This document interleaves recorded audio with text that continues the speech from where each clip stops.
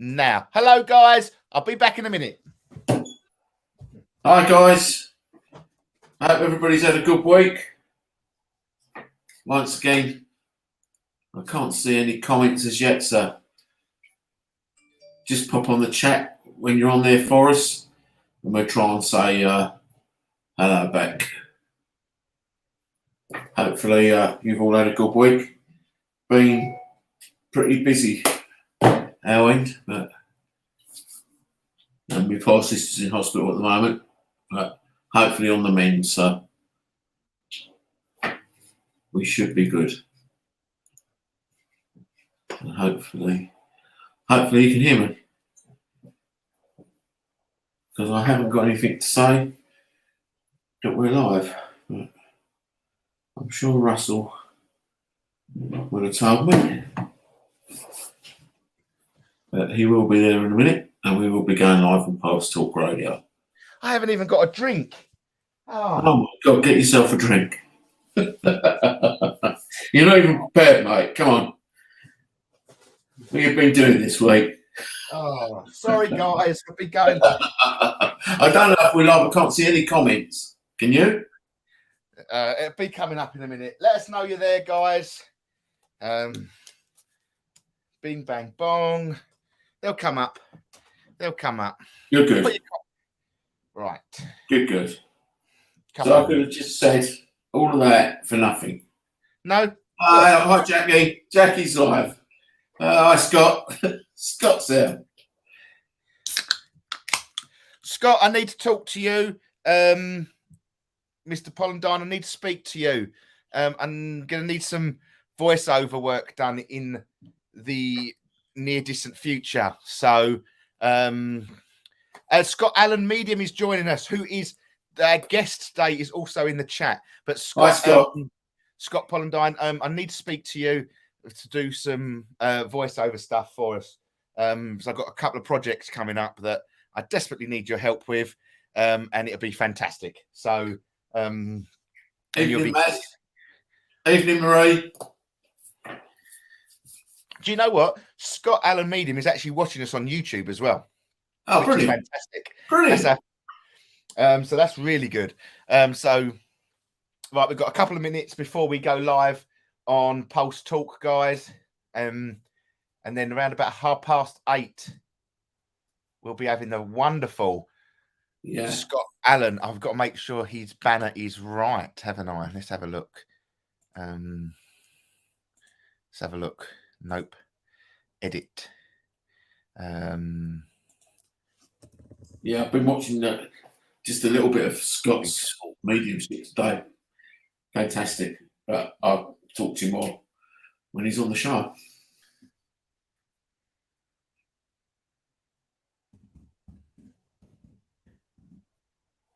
Evening, Heidi. All's good with you? Right, that should be done. Boy. And let's go there. Oh, I can see it now. Right, let's go then. Let's go. Hold tight. Buckle in. Because we are going live. As a duly designated representative of the city, I order you to cease any and all supernatural activity and return forthwith to your place of origin or to the nearest convenient parallel dimension.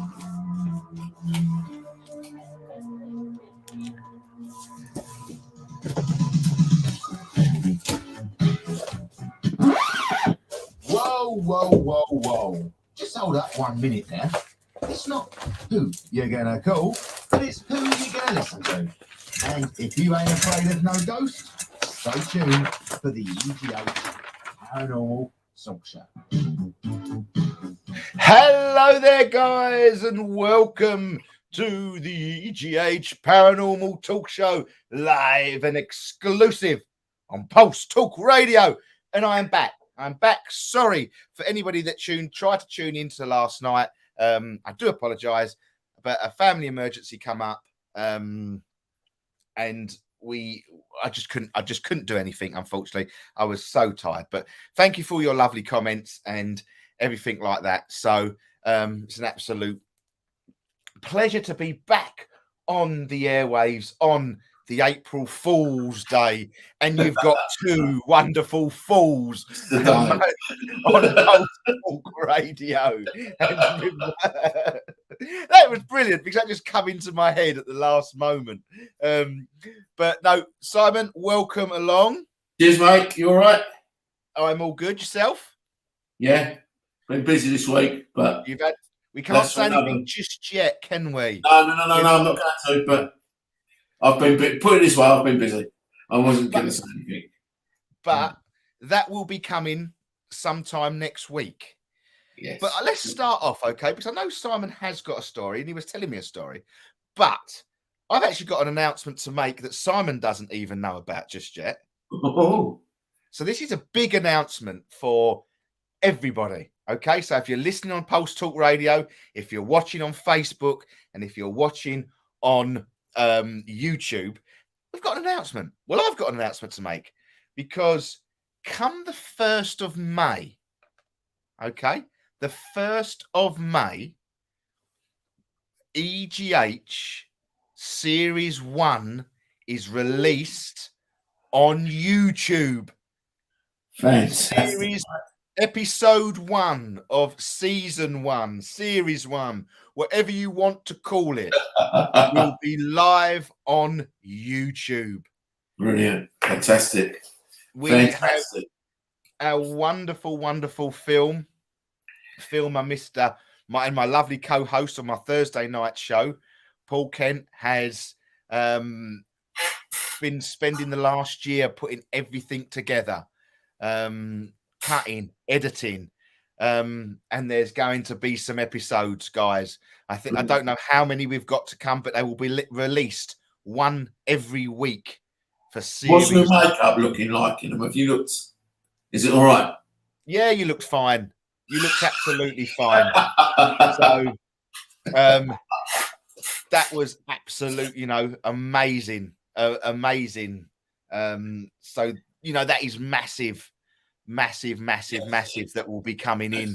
Brilliant for us. Around the sort of it'll be, yes, we don't know what time it'll be. I think it is a Sunday it will drop.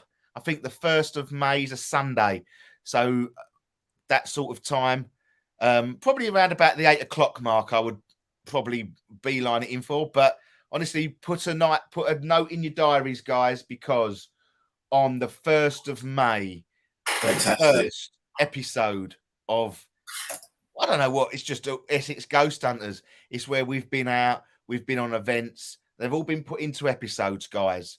So that is what we are looking to be doing.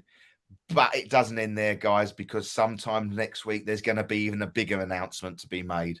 Yes. It's a massive announcement, but we can't talk about that just yet, okay? There's still a few things that we want to do before we announce, even though the excitement is burning to announce it. We can't just yet. Okay, we can't. But please, guys, honestly, keep checking in next week. And we should have a massive announcement. But you said you had a little story. I know I can see our wonderful host, a guest that has joined us. But we'll be just if you just bear with me, Scott, and we'll get you on as soon as we can. Leave my story till next week, Russ, actually, because I'm still reading bits and pieces. So I've got a bit more to expand on there, actually. Quite a bit more. Oh. Is this to do with your book? Is this to do with this the Harry Price book? Yes. Right. It is absolute. But I don't want to go into it because it is probably the best read that I've ever read, and that is saying something. Because the man was an absolute genius, because he actually puts you, the way he writes actually puts you in that rectory, even though it's long, long gone. But so let me come on to that. And it answers some of the stuff that we get and we have got there. Oh, fantastic. Leave it till next week and I'll go through it, because I've got so many notes on my phone where I'm reading the book and noting it on my phone at the same time. So it's really good. Oh, but Yeah, most evenings this week I've been. I bet. Before you go on, though, we have got to do a couple of announcements, and I don't know if either of them will be listening, but hopefully they might. It's Joe, your ex-co-host, and our ex-birthday today, and it's our ex-member, team member Duncan's birthday tomorrow. To both of them. Yes. Birthday to you. Happy birthday, dear Duncan and Joe. Happy birthday. Yeah. To you. The most cheesiest happy birthday song of all time, but a massive happy birthday to the both of you. One for Joe today and Duncan tomorrow. So even if they don't, we'll send them the link and they can definitely check up on that as well. Definitely. So are you ready, guys? Because now we are going to get the wonderful Scott Allan onto our show. Let me just click on and get him into the stream and say, hey guys. Hello there, Scott. Hello from Boston. How are you? Oh, yeah. Wow. All the way from Boston. I'm from Boston. Yeah, it's great over here. So, but I'm coming out your way in a few months, so I'm looking forward to that very much. So I believe Yeah. We're actually going up to Scotland. We were supposed to do England, and the England trip with Andrea got sort of combined with the Scotland trip with Rick, and so that's how that all came about. But we'll be up in Scotland in July. Should be great. Yeah. Have you been there before, Scott, or that'll be your first time in Scotland? First time in Scotland. I've been to England. I've been to London and throughout the countryside, but I've never been to Scotland before, so it should be a great trip. Yeah. You like it. Yeah, we've got some great things on the agenda. It should be fantastic. If you're, we've been to Edinburgh up in Scotland, and we done the vaults, and that's something. If that's not part of your trip, I don't know what is your sort of actual schedule. Because I know it was a little bit chop and changing at certain times. Right. But if you do get a bit of free time, Scott, hit yourself into the Edinburgh vaults. You can do tours all the time. Oh wow! You just sign up for a tour, and they take you under the ground, and it used to be like lost cities under the ground, where it's as a medium, you do pick up on a hell of a lot of stuff down there. So we're going out a day or so early, and we wanted to get in and get a night rest before we get into the actual trip, but that may be something we can do. There's a few members of my team that are flying out with me, so that should be a good time. Maybe we can get in there and see that, before the rest of the tour starts. Yeah, definitely hit that up. It's definitely worth it. Definitely worth it, because it's definitely a freaky feeling. Really, huh? Yeah, it gives you a really, really sort of, that shudder that comes down the back of your right. Your you can spine. Feel it. Oh, yeah. Great. 100%. Now you're both mediums, right? I know, Simon, you're a medium, right? I'm an extra large, to be fair. I'm an extra large. Well, if we're gonna go that way, I'm at least a large. I don't know. It's true. But are you both? Yeah. Yes, we both. Yeah, we both work with spirit. Yeah. So nice. and it's nice to be actually get to get you on, Scott, because you did send over a little bio, and how I saw this, it sort of fell along the same ways as Simon is my uncle as well. We're both family related. And okay.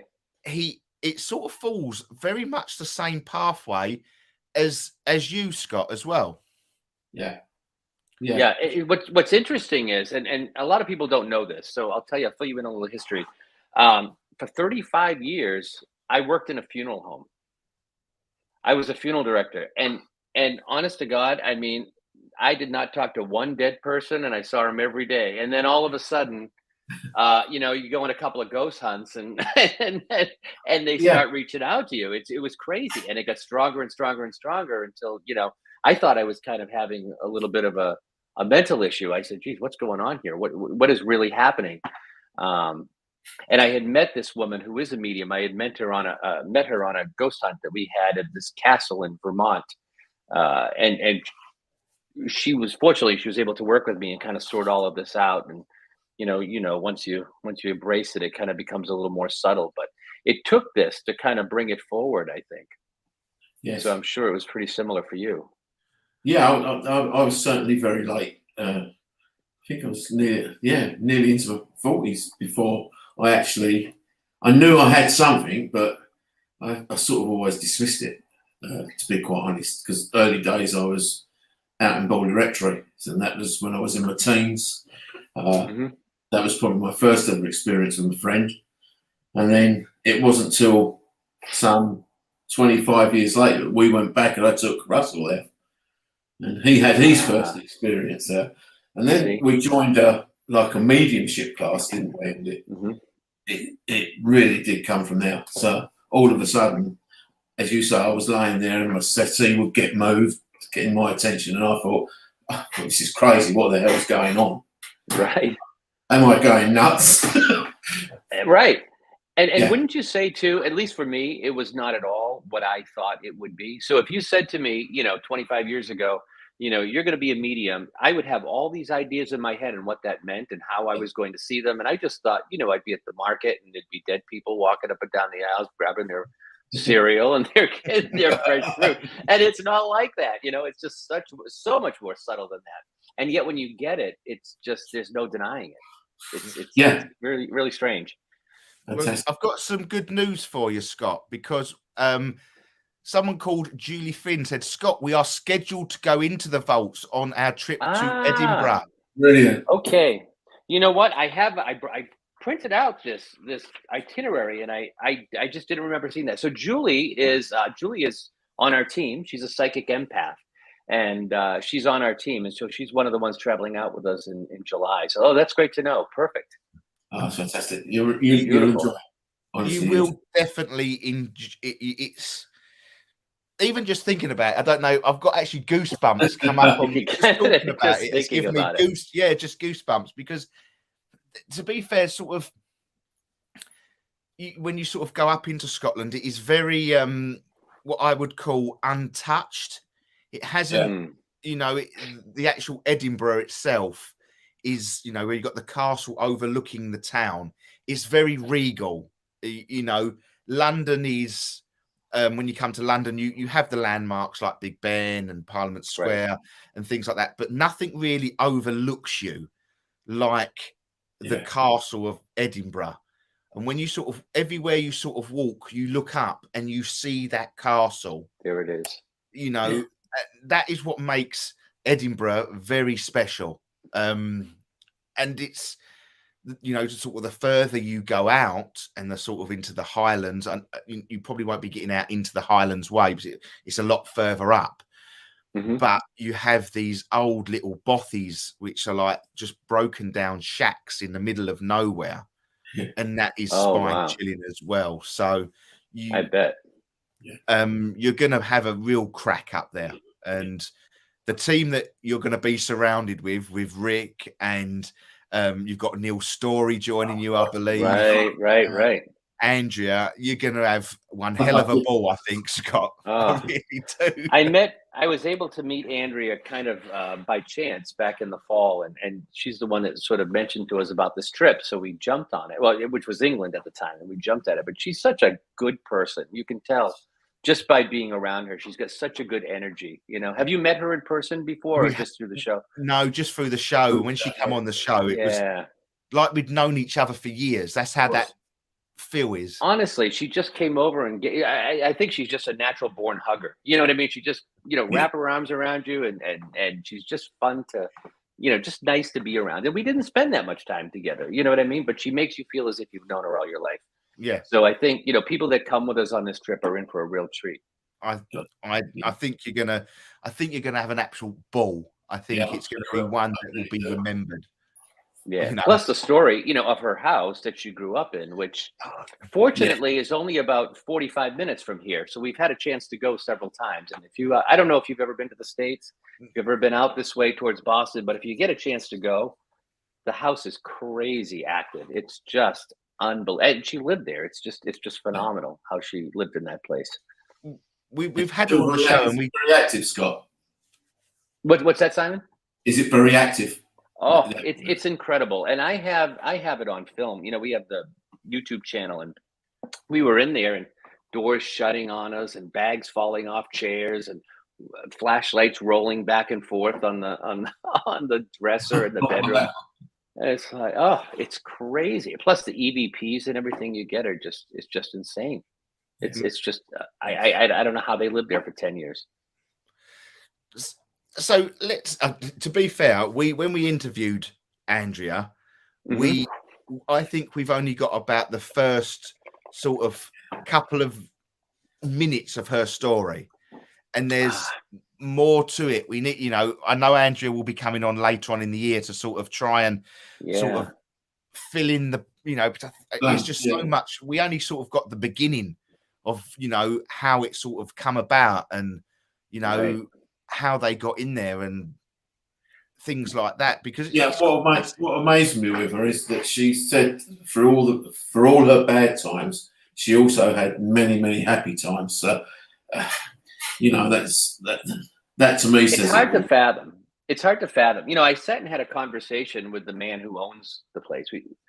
We were there visiting one night, and he said that, you know, this place, he's watched it. People come in as a caretaker, and they'll stay there, and they'll look after the place, and it makes them, I don't want to say crazy, because I don't mean that in a clinical sense, but they just become the house takes over you. You know, it's got a very different, I don't feel unsafe there, but you just know there's an energy to it, and it's dark. It's really an amazing place. Just incredible. So you've been there, Scott. So you know, I'll just question you on that, because I think it'd be quite good, you know, to get that feeling of what you felt. And you say dark, you know, you'd feel that darkness. But you know, being a medium, and all of us together are spiritual sensitive here. So like, it's weird when we say that dark energy, but it doesn't frighten us. Yeah. You know, because sometimes when people say dark energies, Hollywood has this persona of the devil's going to come flying at you, and you know that. Just what is your take on this feel of the dark energy that doesn't frighten you, really, Scott? I don't think it's dark. You know, when I think of dark in terms of demonic, that's frightening. I don't think it's demonic. I mean, I don't know what it is, to be honest with you. I mean, there's so I don't know if you're familiar with the King Philip War, where the Native Americans and the colonists many years ago had fought, and there was a lot of bloodshed in that area. And Corey, who owns a house now, was telling me that the neighbor's house is more haunted than their house. I mean, he said it's just off the charts. The whole area is just completely contaminated with spirit.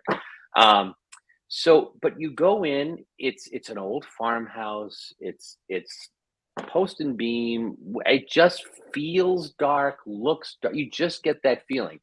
But I don't feel that it's necessarily, I mean, I've never left there, you know, nothing's ever followed me home. There's none of that kind of stuff. I don't know how to explain it to you. I think it's just so active. You don't know what you're going to get from one point to the next. There's shadow figures, and we picked up this black mist materializing, and, you know, in one of the rooms, and you could see it forming in the library. And I don't know. I mean, it just doesn't feel like other places. You know, there's another home we go to, and it's not far from here. They've completely restored the entire place. It's gorgeous.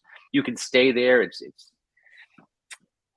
extremely haunted, but it doesn't have the same feeling. I just feel like you're not sure where it's going to come from. It's just you know what I mean? It's just kind of everywhere, you know, and it doesn't matter where you are. You can be out in the barn, you can be out in the lawn. It's just everywhere. Yeah. It's got a very different vibe. I think you go to some places and it's like that. That's, you know, you can go into a place and you can get the story and you can get the feeling. But we did a place last week, didn't we, Russ? Waltham Abbey Town Hall, and it was all over the place. You couldn't pin a story, but you knew what was. You were getting so much coming through, and you couldn't pinpoint what it was. It was so busy, wasn't it? It was very busy. Yeah, it was.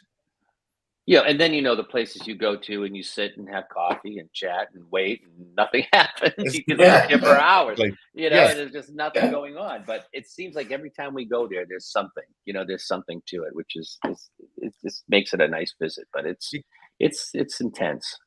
Because we've had Corey on the show. We've interviewed Corey. Oh, nice. He's been on the show, and I know it's just been. I don't know what the stance of it now, but I know it's been recently put on the market.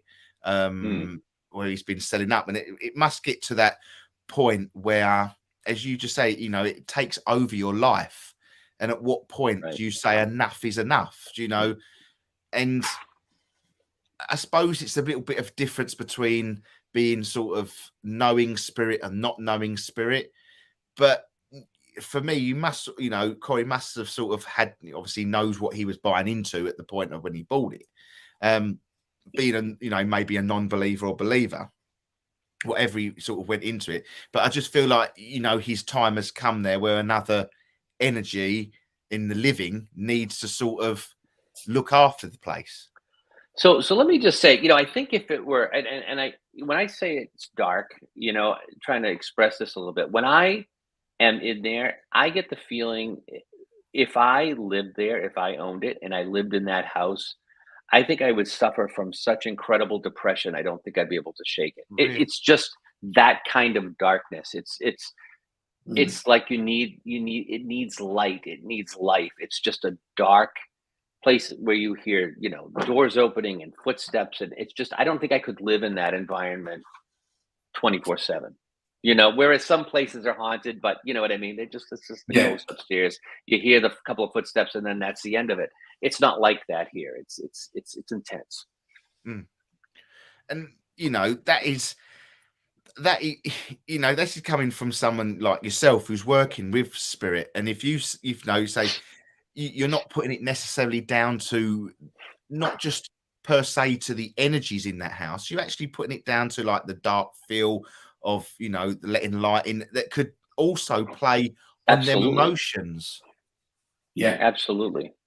So absolutely, sort of, I think that's sort of a good leading question into this. Then, that do you feel like certain types of areas, Scott, sort of like the dark, dungeony sort of places compared to a nice, light, open house? Do you believe there's two different kinds of energies that could live in these areas? If that makes sense. I've been, I think so. So here's the interesting thing from a medium's perspective. I tried. I learned to sort of shut myself down a little bit because there was a time I would be at work and I'd feel like they were sitting on top of me. You know what I mean? It was like I didn't even have to be in a haunted place. Never mind going out into this crazy haunted place. I just needed them off of me. And now I have to do it the other way. I have to let them in because I think I'm kind of perpetually shut down. So otherwise, it would drive you crazy. So I open myself up, but I don't know if I go to a place like that, if I fully allow myself to be as open as maybe I could. I think there's always that little piece of me that shuts it down. But I've been in, there's a place I went to in Ohio last fall. We're going again next fall. And it's an old asylum. And it was crazy active with EVPs and it was just nuts. And it was an asylum, but it still didn't feel quite as dark as the Conjuring house. And I think it's just what's there. You know what I mean? Not to say it wasn't creepy, but I think I'm very careful about what I let in, depending upon where we are too. If I'm just at a regular house, I tell you, the most crazy paranormal experience I had was a place that I didn't really think was all that haunted. And we were there for a class and there was this thing coming across the ceiling. But I think my guard was down, but when I go into these places, I sort of like try to make sure, even though I might sit there and say to myself, right, I'm going to open myself and kind of see what's here. I still think I kind of keep myself locked down a little bit because I don't know. See, me and Simon are like chalk and cheese. That is Simon to a T, Scott. That is absolute Simon, let's see what's in here first. And I'm totally the other way. My guard comes down, then I'm in there, then I have to shut it back up. So I work in totally yeah. then have to worry about what I've let in. Do you know what I mean? And that's the you know, I think that's how me and Simon like to work. I'm sort of a bit brash. I'm a bit brash. You know, I'm an Essex boy through and through. Essex ghost hunters. I'm an Essex, just on the outskirts of London. Yeah. And that's me. But Simon is very much like how you've just explained, Scott. He will, pay attention to the surroundings and then slowly sort of, we work with cloaks of protection, and it almost feels like you're taking a layer off and letting one, okay, I can work with that. Like peeling an onion, And, I've been in places with Julie, who just commented and she's a psychic empath. So she doesn't really communicate, but she'll feel everything. And we'll go into places and she'll be, oh, this is, I can feel this and it's negative and this sadness. And I'm like, I'm not there yet, Julie. Give me a couple of minutes. Let me open myself up. We'll see what's going on. Yeah. But that's how we are. She can feel everything. And she's a lot more cautious than I am. It's interesting. It's interesting. I think that, that's interesting, because I'm thinking like you two, how many others on your team? Do you have just one other, or do you have a full team that you have? We've got a full team. We've got about 13 members. Okay, great. Are you two the only mediums on the team, or are there others who work with spirit? No. We've got sensitive, and some are at different levels. Yep. We've got there's certain expertises that they use. We've got people that are expert in the bald, and that my forte is probably old school. It's back, it's feel, it's don't give me equipment because you might as well just sling it away, because I'm going to communicate, I'm going to tell you what I've got, it's going to come out. Right. Whereas we've got other people that use the equipment. It's a varied team that have been with us, for coming up 10, 12 years now. So we're a sort of family. It's more of a family. Yeah. 13 so years. How do you, it right, Simon? Yeah. 13 years. 13 years, really? Yeah. Wow, that's awesome. And that's events. That's only events, running events. Yeah. We've been going for about 22 years as Essex Ghost Hunters. Yeah, we have, yeah. Oh, that's fantastic. So how do you feel that the mediumship works with your ghost hunting? So there seems to be two trains of thought on this. And one is that, we can incorporate the mediumship into it, and it backs up, or the evidence that we pick up on our equipment backs up what we're feeling and thinking and that kind of thing. But there are some who are just completely anti, they want to just go strictly by what they get through the equipment and, whatever they can find through voice recorders and that sort of thing. And I'm just curious. I did, when we thought we were going to talk, I didn't know at the time that you were both mediums. It took me, a little after doing some research. So what's your thought on that? How do you feel that works with the team? I'll let Simon ask that one first. Right. I think we go in, I'll open up, I will get names, I will get dates. I'm not a great reader of people, but I will work with spirit in that will give me dates, and I talk to my team with me, and they used to give me in music and things like that, and I used to have to work it out. But I've developed since then, so we get there pretty quick now. And then I think we just back it up with the equipment. So some of the equipment, some of the voice recordings will then say, if I get a name like, I don't know, Charlie Johnson, you'll probably find somewhere else in the team will have picked up a Charlie Johnson, and it's on a voice recorder. So we usually split with 3 different teams. So people will go and work with teams of 3, and the majority of the time you'll come round at the end of the evening and you'll have the same sort of story. There's not much differential in it. So you'll come at the end of it, and then the names you can put to, oh yeah, we had that, and so it works very much like that, doesn't it, Russ? And they're always testing me, Scott, to be quite honest. And people will just put me in and say, "What are you getting here?" Well, you want me to get something here? Give me 10, 15 minutes. Don't just put me in there. Let me start working. Right. You gotta get to it. Yeah, and we all kind of pick up on stuff differently, but. I like being able to use it as part of what I do and having the equipment back it up, which I think is I'm a little kind bit of an interesting. More blunt than Simon Scott. I don't think a paranormal team is fully a paranormal team unless a medium is within its grasp. Wow, that's awesome. I'm fully. I work with spirit. I am a spiritualist. I live my life through spiritualism, with healing and things like that. And if people can't accept that there is life after death, I'm sorry to sound blunt, that's not my problem. I believe there is. The paranormal is sort of to try and prove there is life after death.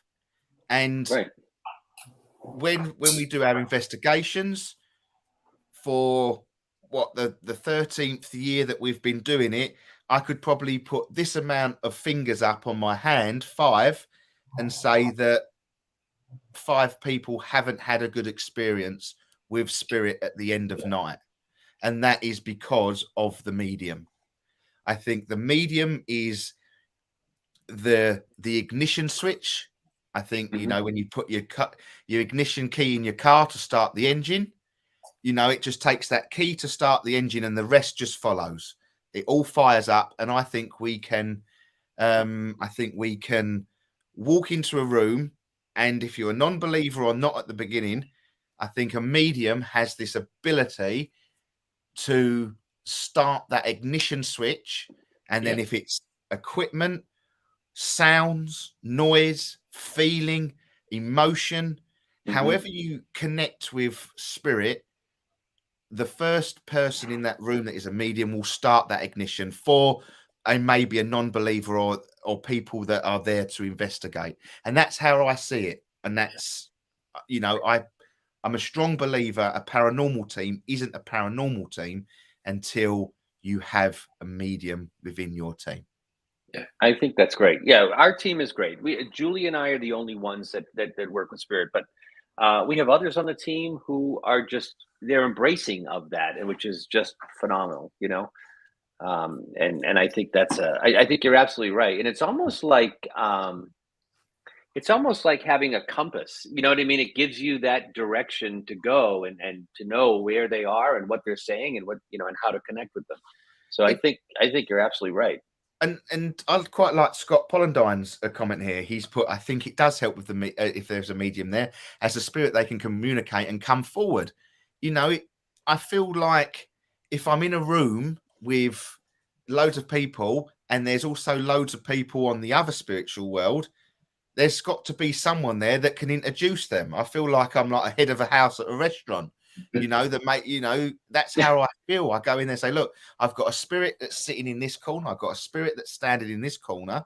You know, guys, come in, like talking to the living, come in, let's introduce ourselves. My name's Russell. My name's Jane. My name's Paul. You know, I always treat spirit how I would treat yourself, Simon, the postman who knocks at my door, because they may not be living in the sense of what we can see them as, but there's still an energy. They're still there in front of me. Yeah, they're still there. And you know, if you think about it, too, you know, if you're a spirit and you're hanging out in a house and you get people coming in every night saying, "If you're dead, say the word dead." Oh, all right, enough already. Can we just have a conversation and you know, we'll kind of talk about it, because that's what they do with voice recorders and you know, all these other things. You know, they're trying to reach out to them that way, but we can kind of create a little bit better of a link and bring them forward so that we know, you know, where they are and what they want. Well, I always sort of, when I walk into sort of a room or when I start my investigations, I always sort of say into my head, sort of like that psychic thing, sorry, spirit, but if I do use the old cliches, it's only for the benefit of the people who do not believe. Not for me. And you know, right. The old, can you knock 3 times? And you have to go, can you repeat? Yeah. And you think, how many times has that poor sod is sitting in the corner heard knock 3? You could just imagine him. I don't know if you've got the BBC over in Boston, but there's a program called Ghosts, and it is a comedy. And if you can get hold of it, honestly, watch it, Scott. Because it's fantastic. The funniest thing. Yeah, we do have BBC. I'll have to look it up. Yeah, it's just called Ghosts, and it's how my mind works with them. Yeah, and it's a comedy. 2 people move into a haunted house, and they've got about 12 resident ghosts. There is, and it's fantastic. Yeah, it is. You know, and one's got an arrow through his neck, and like one's missing his head and carries his head. Very comical, if you know what I mean. But when they first start, it's like, "Can you knock if you're here?" And they all just go, "Oh, here we go again." Oh. And it, Right. you know, it's just so. And one of them goes, "Oh, please, can you move that glass?" And it cuts to the old prime minister that is going as really as can to try and move, and it moves about a centimeter, and he goes, Yeah. "Yes," and they miss it. Do you know what I mean? And it goes, Right. "Do it," you know, and it's just how I see it. I like that sort of. Yeah. There is that sort of them and us. But I like to think that they are still there. I do believe in life after death. You can't, you know, it will always be a part of me. I agree. And, you know, for all of eternity, I mean, that's got to be what hell is like if you're just finish this sequence. I mean, you don't want to do that every day for the rest of eternity. You know, there's got to be something else going on there. So, yeah, you know, and that's why sometimes, you know, I've read sort of your bio, Scott, and you know, you love the ghost hunting side of things and the paranormal side of things. You know, some mediums, I know it sounds a bit strange, but they do detach themselves from that sort of side of things, don't they? And they just I think some do. I know some that don't do it at all. They're not really interested in that. But for me, the ghost hunting came first. You know, the ghost hunting came first, and that's how everything else sort of came about. So you know, when you say the ghost hunting come first, did you just join someone on, like, you know, you saw it online, or did you thought, I'm just going to go along to this event? Or no, so like I said, I was a funeral director for many years, so it was very much restricted as to the types of things I could do. And if you're a funeral director, ghost hunting is not one of those things that you necessarily go out and do. So when I left that industry, I'm like, all right, I'm going to do this. And, you know, it's all over the place now. It's certainly very different than it was 25 years ago. So I had gone through online looking for groups and didn't realize at the time it was probably my spidey senses going through saying, you know, looking at the team going, nope. And then I found them. Oh, they feel nice, you know. They don't look like people that are going to try to kill me in a haunted building somewhere. So I wrote to them. They wrote back. I joined the team and made some great friends with some good people. But it was just after that things started to, how should I say, kind of unfold. And there were things in the past for many, many years where I thought, gee, that's kind of odd. What was that? You know, I would think of people and they would be calling me about them the next day that they passed away. Or I would just, the funeral home that I worked at was haunted. And so, you know, I would hear them coming up and down the stairs and I don't know. There was parts of it. And I said, geez, I don't know this is kind of odd, but I don't really think I'm a medium. Matter of fact, I had met with a medium a year before, and I said, I know I'm not a medium, but maybe you can explain some of this stuff to me, you know? And I ended up taking Reiki because I felt like that was part of it. You know, I could feel like this energy coming from my hands, and I said, okay, well, maybe that's what this is. I don't know what all this stuff is about. But then I joined the group, and we started going on investigations, and what happened was I decided I was going to get some equipment. And so I went and I started out with a little spirit box, and I said, well, I'm going to make a spirit portal. And I got the little guitar amp and the noise gate pedal and all of that stuff. So I brought all the pieces, and I live in this brand new building on an area of land where there was never a house. It was woods. It could have been 150 years ago. Who knows? But it was just woods. They tore it down and they built the building. Put it all together, turn it on, and I hear this voice say, I want to talk to Scott. Wow. I'm Scott. Who's this? You know, he says, this is David. And I thought, oh, that's really odd. You know, I mean, maybe there was something here in my house. And then a week or so later, this guy shows up. I was home, and guy walks into where I work, and he says, "Is Scott here?" And the woman that was there said, "No, I'm sorry, he's not here on Friday nights." And he says, "Can I take a message for him, or I'll let him know you came in?" And he said, "Yeah, just tell him David stopped by." So a week later, we get two people calling. One's on the spirit box, and one's in person. And so she writes to me and she says, "Oh, David stopped by." David who? I don't know David. So I got on the security camera and I'm looking. Sure enough, there's a guy in a black shirt and blue jeans and bald as a cucumber, and asked for me. Never seen him before. And just so you know, all this time since, he's never called back. He's never come back. Never seen him again. He just came in that one time and told him that David stopped by. So we he left. I had no idea. I was telling Julie about it. I said, "I don't know what's going on." And then it was David everywhere. We turn on the spirit box. "Hi, Scott, this is David." Or a woman would say, "Scott, David's back." I started recording it on my voice recorder because I said, if I'm losing my mind, nobody else should be able to hear it too, right? So I wanted to make sure. And fortunately, other people could hear it. I'm playing it back. They're like, "Yeah, no, you're right. That's what they're saying." So I thought maybe I have a spirit attachment or something. Like, after months of this, it was constant. I think the straw that broke the camel's back was I have friends that were on a team in Rhode Island, and they were on Facebook Live. They had just got their own portal, and they're out in the woods, and they're kind of doing their thing. And I'm watching them live, and this voice says, "I want to talk to Scott." And Scott's not here tonight. Who's this? This is David. It was always David. And I said, "That's it. I'm done. I don't know what the heck is going on here." And that's when I called this woman that I had met, who's a medium, and we kind of worked through it and, kind of shrinking it down.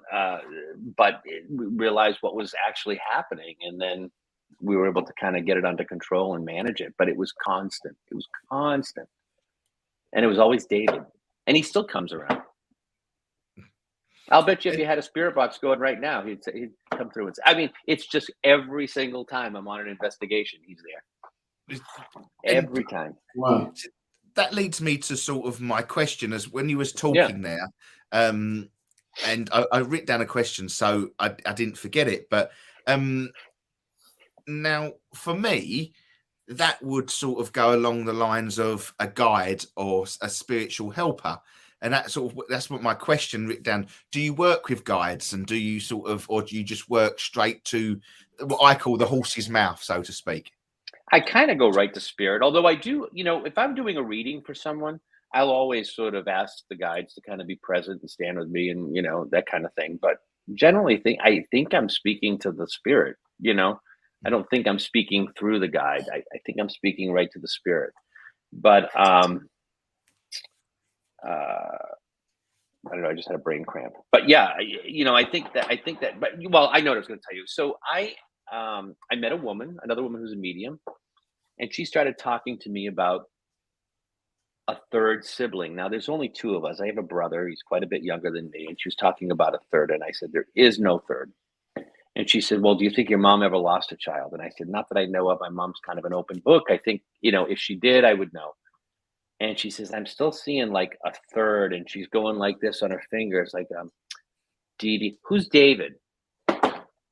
And I said, "David." "All right." She says, "I really think David is a brother of yours." And then I told her about the David, and she said, "I really think that's a brother of yours. I think it's somebody your mom may have lost." And I said, "There's no way I'm asking my mother if she lost a child." But I did. And she said, "Yeah, I think so. I think I did right before you were born."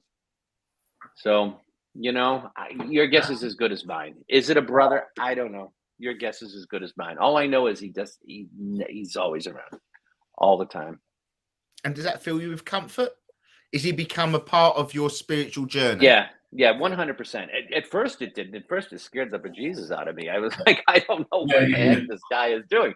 But now that I kind of get a sense that he's not in any kind of, he's not trying to hurt me. He's not malevolent. He's not an attachment.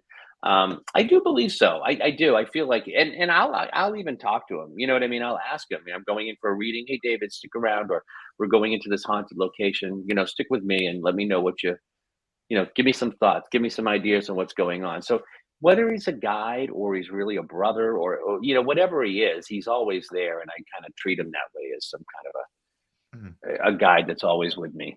And I don't know if that's normal or not, but I think for me, that's kind of how my experience went. I think that it feels, when you talk about him, in the tense of it, it does feel like he's a part of your journey into the world of spirit. And I believe so. I can't sort of, obviously being a medium myself and working with spirit, it's just, it feels right, and you talk about him as he's a part of, I always call like my spirit, our team. We're a team. Right. We all work together, because, like yourself, I'm Reiki trained, spirit. And I like to call them a team. I like to have my team around me in spirit. Right. And I sort of get that because, I know Simon does as well, but sometimes I just go to one guide who, like you feel comfortable with. He's been there since day one of my journey. And not like I don't treat him any different, but that first one just feels comfort, if you know what I mean. He feels like he's an extension of me, or a brother, or some kind of, he feels like he's that close. And I don't know how else to explain it, but that's kind of what it feels like to me. I don't think I have that kind of connection with any other spirit on that level, Yeah. And I think that's nice. I think that is a real nice.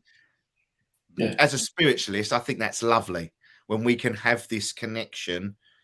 And I'm not, I sort of talk about, when I have my, your dark days, when it's dull out there, or there's an issue within the family, and it's always sort of a go-to person that if I'm sitting in my room on my own, and it's been a bit of a tough week, a tough month, it'll be that person that I just feel comfort in for that little bit of time. So sort of a pick me up, if you know what I mean. Right, exactly. Yeah, 100%. 100%. And now that we know who he is, or at least I think I know who he is, so, take him with me when we go on our investigations, and we can use him for that kind of a thing. Yeah. So it's helpful. Good. Do you think, and again, I know you said you've not been here, right? You've not been to the States. We are trying to arrange a trip, actually. Our producer, Kim, we're trying to do a trip around, but COVID sort of delayed that a little bit. But we were going to go to the Conjuring House. We were going to do it all round. We were going to Alcatraz, and we were trying to fit everything we could in. So we do plan to do that. Yes, we are really. Well, if you come this way, we'll have to show you. We'll take you on a couple of our, or at least one of our good haunts. If you're coming out this way, we'll have to meet up at some point, because that's right near us. Right near us, which would be great. But I see you actually doing. That's what I was going to ask you, because I looked at one thing that you're doing, and I think it's on the 12th of May. You're doing an evening of mediumship at the very haunted Hawthorne Hotel.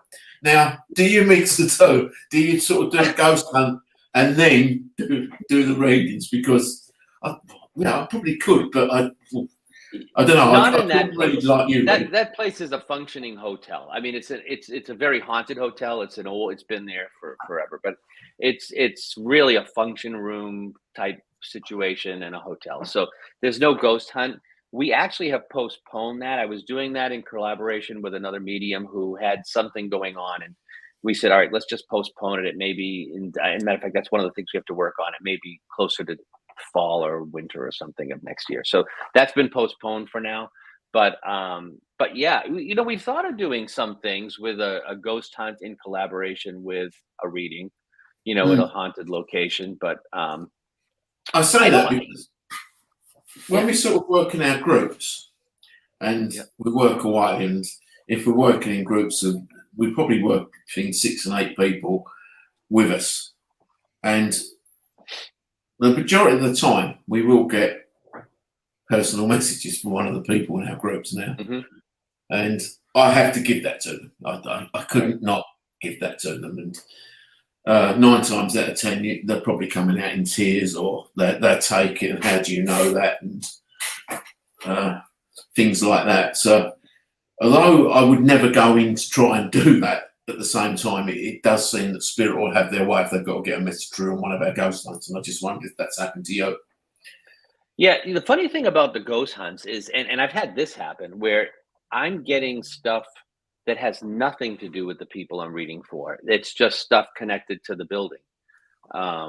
There's a museum that we go to, and I've read there. I did a group there, and I was getting, I don't know if it was coming from the artifacts. I don't know if it was coming from, it's an historical museum, so it could have been part of the town's history. It could have been any number of things, but I was getting stuff that didn't necessarily apply to the people in the room. So I feel like that's a little bit challenging at times when you're trying to, discern between what's the message and who's just hanging out here, Yeah. In fact, I'm supposed to do a reading at I think it's Airth Castle, but I'm not positive if that's where we're going to do it. But it's one of these places that will be in Scotland. I'm supposed to do a gallery event there, and I still don't know how that's going to go. I don't know what kind of spirits are lurking in a place like that. What I'm going to get. There will be.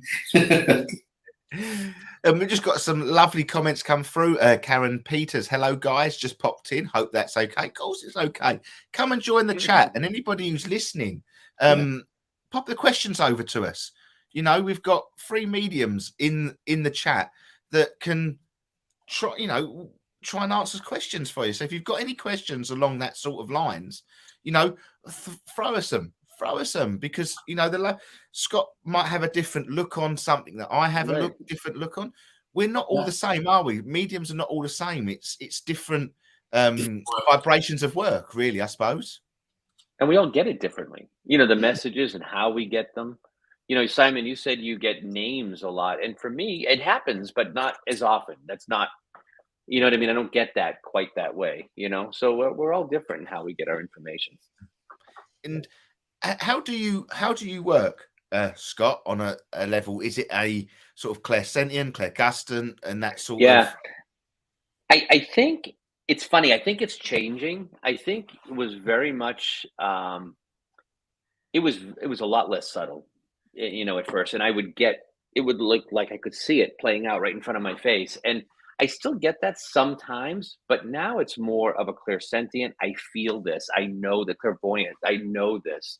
But the actual visualization is less. And they say that as your senses become more refined, it becomes a little more subtle, but I don't know. Sometimes it's easier when they hit you in the head with it, because then you're getting what you're getting, but you kind of have to go with it. But I feel like for me, it's changing, and I get a lot of clairsentient, a lot of clairvoyant, I think. And do if you anything, like myself, when you work with, like the smells and tastes, do you find that spirit play horrid games on you and put tastes in the mouth that they sure know that you don't like? I've never had a taste. That has never happened to me, but the smells, absolutely. And I was in, Julie and we were at a dowsing class in a home, and I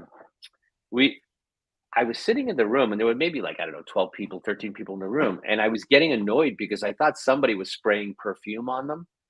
And I said, who's doing this in this little tiny space in this little room? And I said to Julie, who was sitting right next to me, I said, listen, I'm going to have to get up and go in the other room. And she says, what's the matter?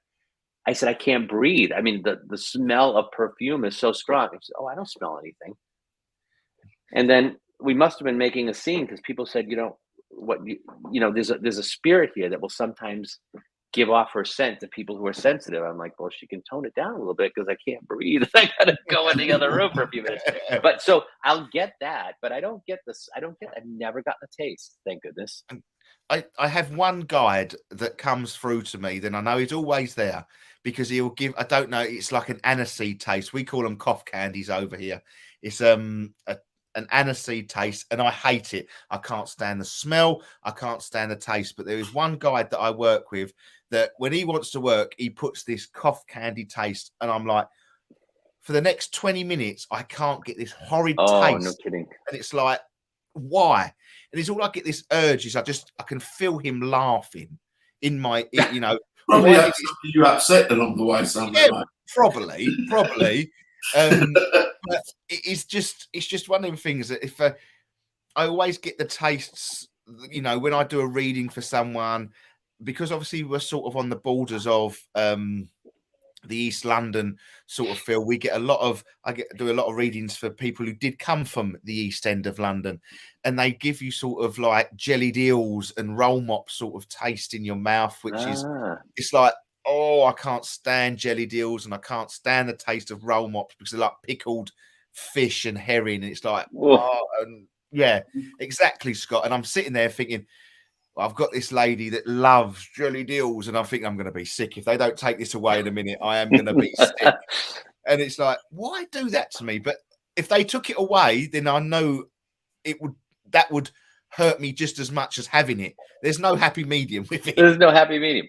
No. No pun intended. Yeah. No pun intended. But look, for anybody who's interested, I'm not interested in tasting haggis either. So if I kind of get that one, I'm over in Scotland. I'm not very interested in that either. You would be very surprised because it is very might tasty. And it is something that is very tasty. I quite He's like going it. like this. He's going like this. I think we would have to not know what it was. You know, that would surprise me, and I'd have to figure it out later. But just knowing what it is would turn my stomach. But that's the problem, because it's what they tell you is in it. It puts you off. Right. If you just put it on your plate and eat it, you'd be fine. But it's just that sort of sight and hearing, isn't it? You know, someone tells you it's made of a lamb's bladder, you're not going to eat it. But right. It's tasty, and that's coming. If you like it's like a spicy sausage, so to speak, what I would call it. Right, we've got some questions coming in, Scott. Yeah. So I'll let you answer this one. Sure. It's from Marie Robson. How do you protect yourself from evil spirits? Yeah, I saw that, Marie. You know, I really think it's all about intention, at least for me. I set the intention up when I go into a place, or when I start a reading, that, look, you know, I create this barrier around me. You're not welcome in beyond, you know, my fingertips. That's it. And we always tell them, you have to stay. You can't follow us. You cannot come with us. I really think it's mostly a lot of intention, really, how you go into it and how you leave. How about you, gentlemen? Do you kind of? No, I agree. I agree with that. I agree. I think it's your intention. I do use protection prayer. Yep. Before I go in, and fortunately, had a couple of attachments, but nothing too serious. That You have? Oh boy. they're not. I work with like a cloak of protection. I like to visualize. Mm-hmm. But as I say, I suppose I sort of contradict what I'm saying, but I'm always late on the protection bubble thing, and it's already sort of happened. You know, it's like, what is it they call the horse has bolted and you shut the barn door. Do you know, I walk into this thing and, you know, I've done my bit, then I know something's going to happen, so I put my cloak of protection on. But then you think, well, sod that, it's too late. You know, I've been attacked, and then I deal with it. But I do very much believe in power of intention. I think that is the most strongest thing that we can, as spiritualist people. But if, you know, like Simon says, if he's comfortable, you know, using his protection prayer, you know, it's just a few words. If that makes you feel comfortable, then I don't think there's anything wrong with that. I just think if you have a routine that, you know, you feel that you are keeping dark energy away, then use it. I don't see anything wrong with that. You know, and once again, it just links back to that intention side of things, doesn't it? I think that's all you can really do. I mean, you know, it's not like a physical person that you can keep away. I think it's all the energy that you set up and the intention that you set up.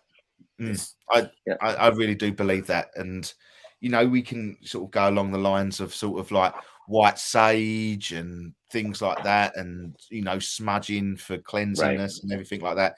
And you know, I'm quite a strong believer in, when, you know, once I've done a ghost hunt, I've always the following day will always cleanse myself with white sage, clear myself down with any negative energies, and just sort of go from there. But that's, you know, that's how I see it.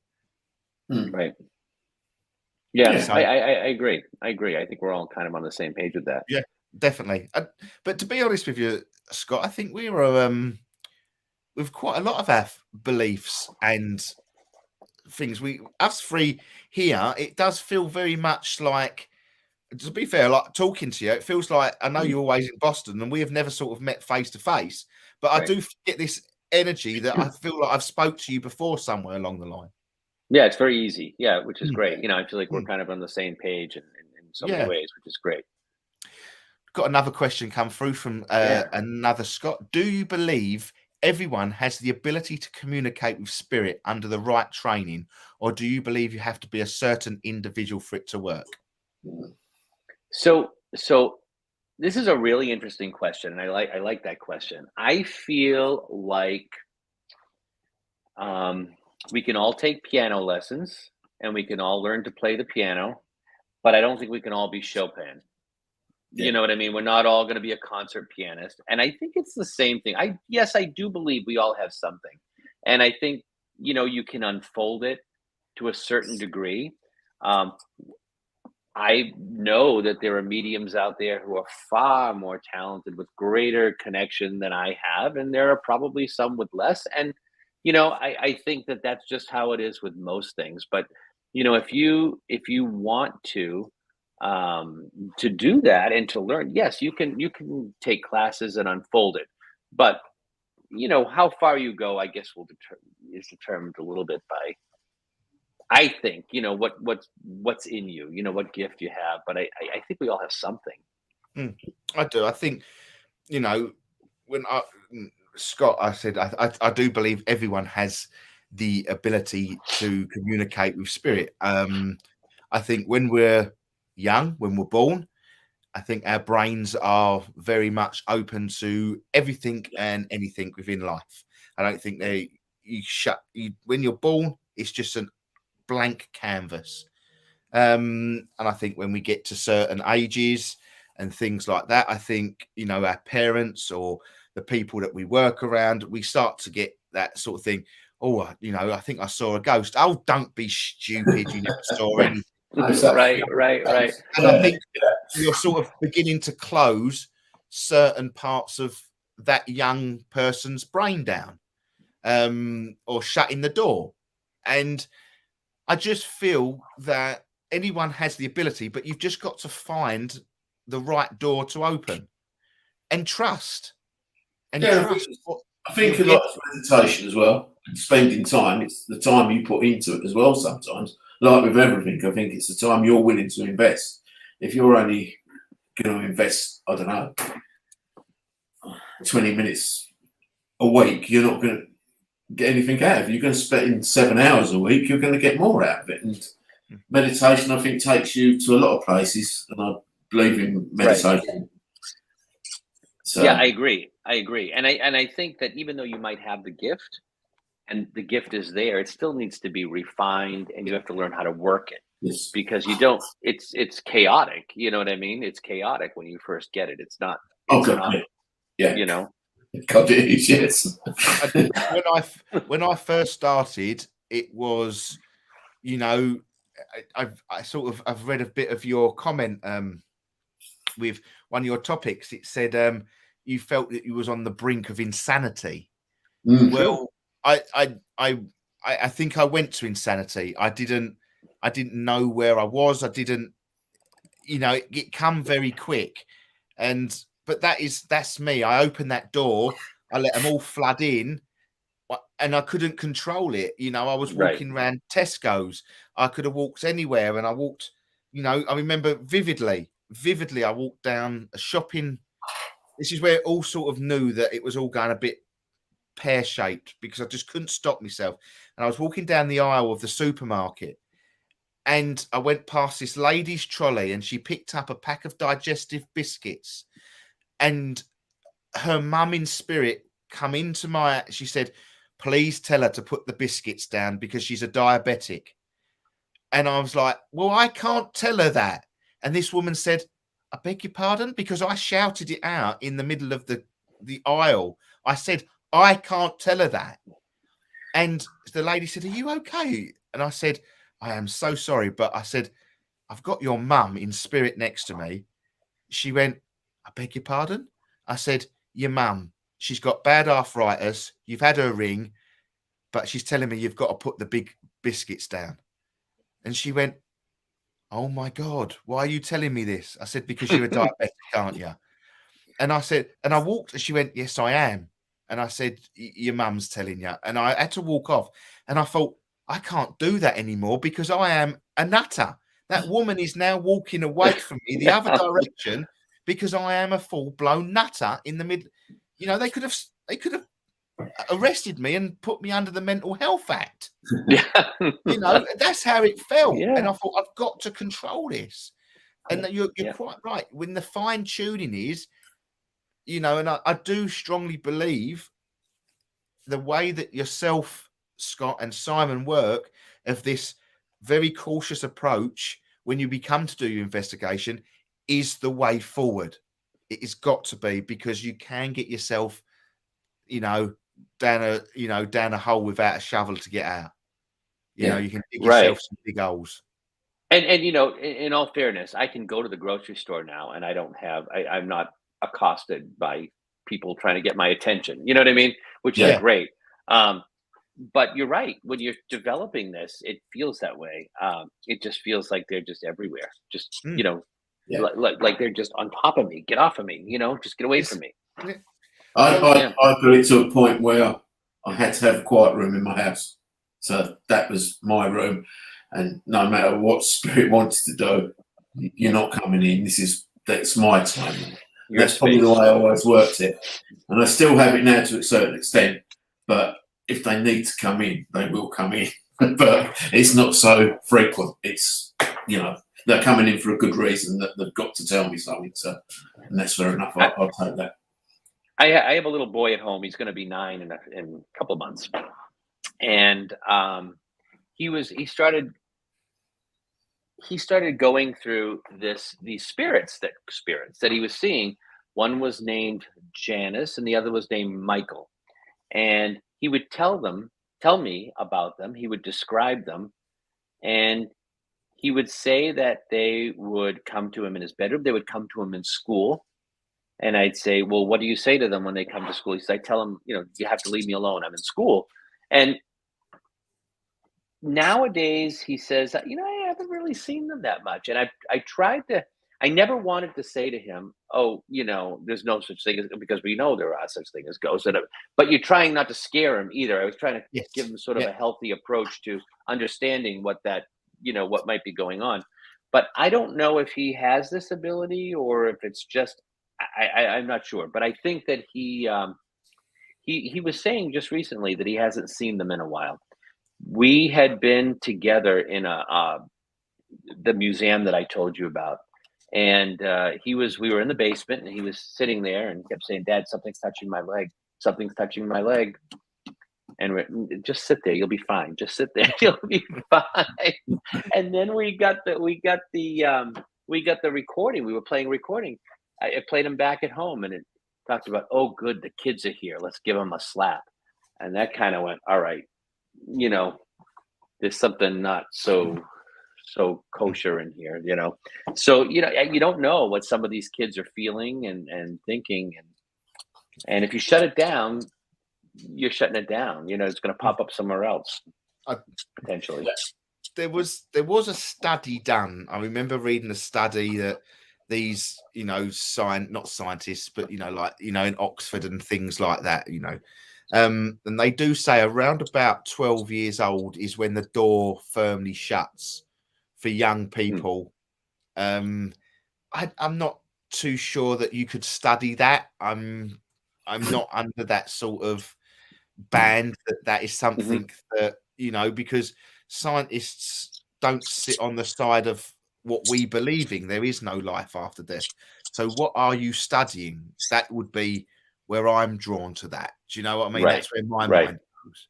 Right. So it fills me with a bit of, you're just making something up here for the sake of making something up.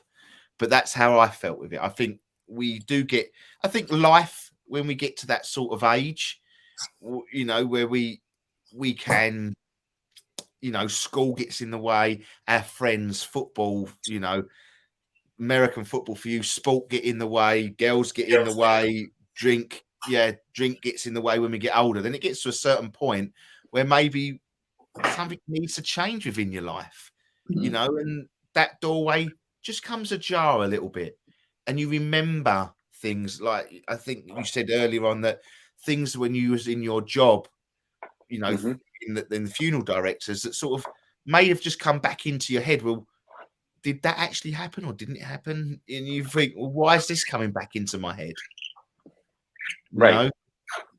Right. It's there, but you kind of just push it off a little bit. Yes. Yeah, I think you do. Yes. Yeah. I think that's, for me, I think everyone has the ability, and just trust it's there. And I do believe, strongly agree with Scott, if you do feel that any little chink that is coming through, don't just open up the doorway and go blasé like I did with it. That's not what I'm telling you to do. I'm not. But it's what I am telling you to do is, if you do have a belief within you that you can communicate with spirit, then just look for help. There's enough people out there that will help you do this. And you can do it safely. Yeah. Controlled, yeah. Yeah. You can. Controlled. Because I was kind of silly. I remember thinking, well, this is kind of cool. I wonder what else I can do. And then, you kind of open yourself up a little more. And the next thing you know, they're breathing down your neck. So, you definitely want to do it controlled. Controlled is definitely the way to go with it. It was very strange, because I sort of, I've got good friends, earth plane friends that I call and I can speak to. We went out, everything. But when I first opened up, I sort of shelled myself into this little bubble that, the people that I was talking to in spirit were the end and all of my friends. Do you know what I mean?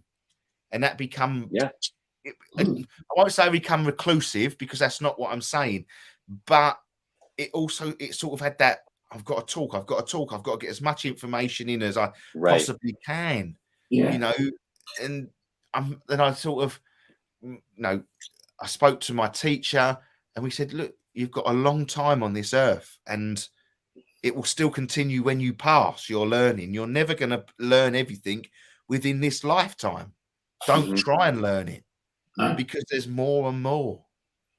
And then that's when I sort of grasped that. And then, am I controlled? I know Yvonne, bless her, she passed away, my teacher, and I would, if I sat here and said I'm controlled now, I'm going to get a clip around the back of the ear hole, because she knows I'm far from controlled, but I am more in control.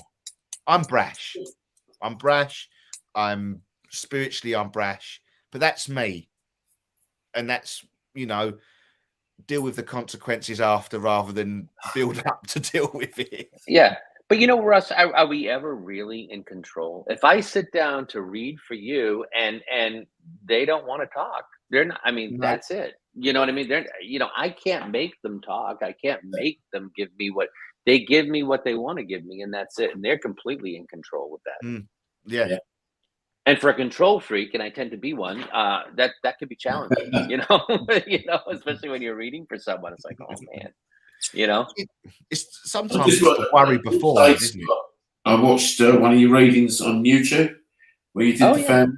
Absolutely fantastic.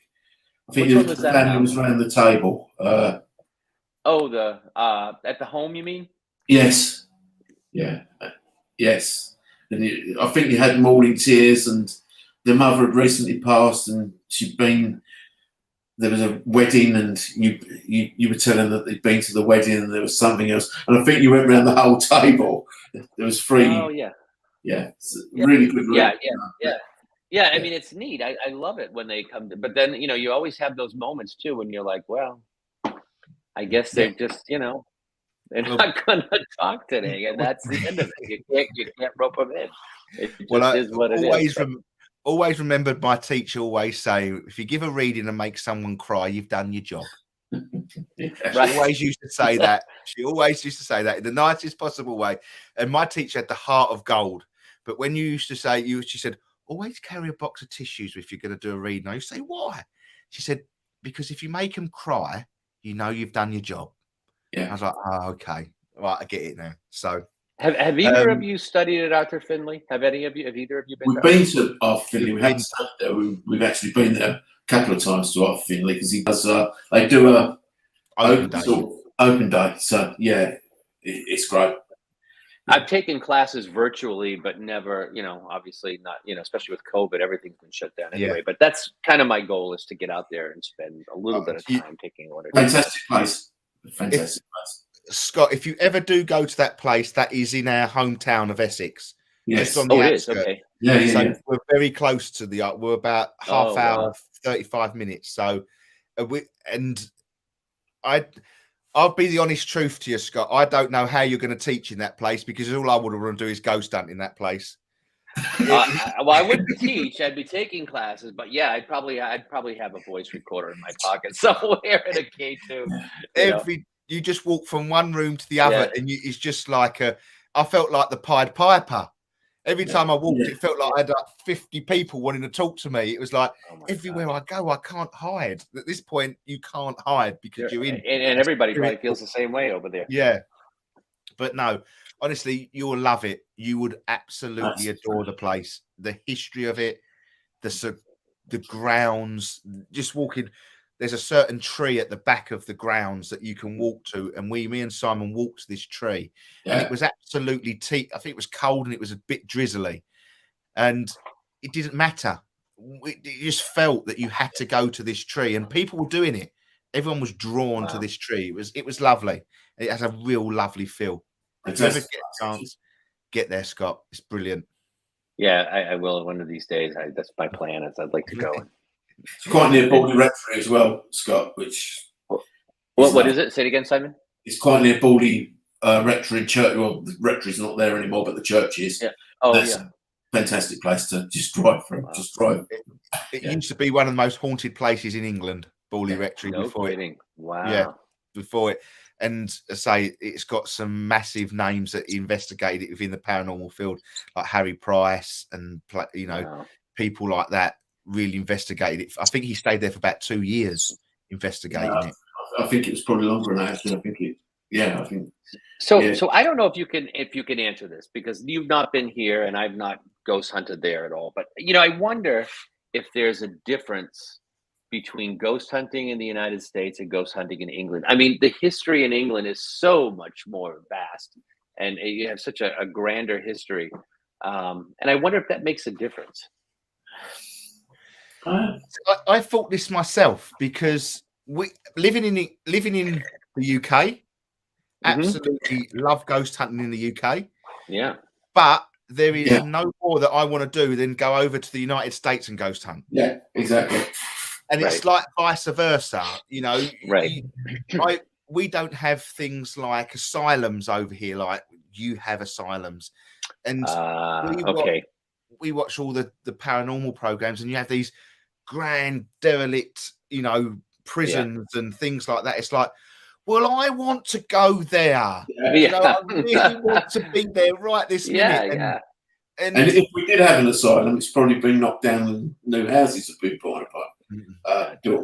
That's the trouble with it, Scott, here. And it's red tape with getting into these places. But if you go to sort of Scotland, Wales, it's less for some reason, because Russ and the team often go to Wales because it's such a fantastic place. Lots of derelict buildings, lots of old castles, and you can just walk in and willy-nilly. Nobody's going to stop you.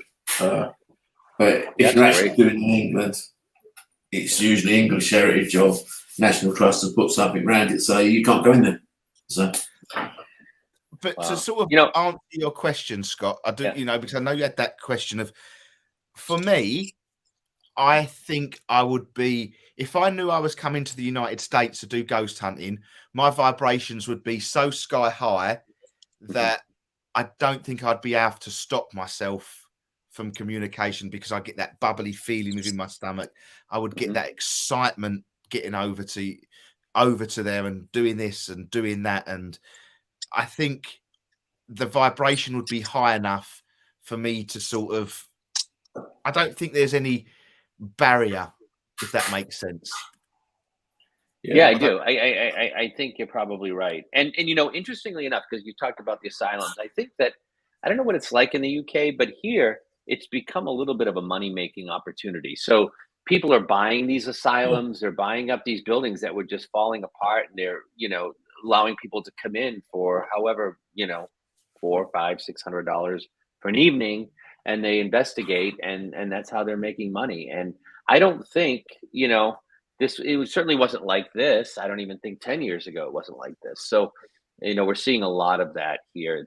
They're taking these buildings and they're just, in fact, even, you know, historical societies, town historical societies, which traditionally don't have a lot of money coming in. They're not well supported by the town, and you know, they're opening their doors to paranormal groups, and they're being able to raise money that way because they're finding that the buildings that they have are haunted.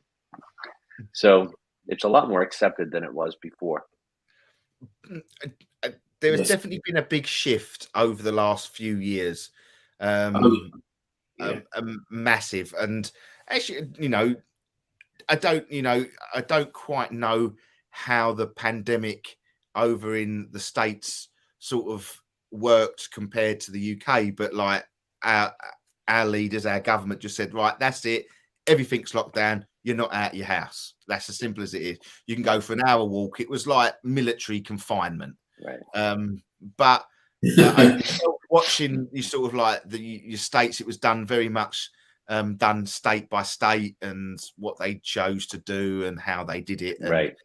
And it almost felt over in the UK that there was a massive movement during the pandemic towards, and I'm going to use the word paranormal as the biggest sort of band going. You know, there was a high volume in UFO sightings. There was a high volume in spiritual ghosts and things like that. And I just wonder if people spent more time in their house listening to things where they were doing work and being separated from themselves. They spent in the UK a lot of time sitting in the garden looking up at the sky, sunbathing, to seeing UFOs, and it, you know, and I wonder if that played a big part in it, so to speak. Yeah, maybe. I mean, the world took time to stop and listen, and we don't do that. And at least not here. Everything is just hectic and go, go, go, go, go, go, go. I don't know what it's like, you know, where you are, but it's just nonstop. And so for people to just stop,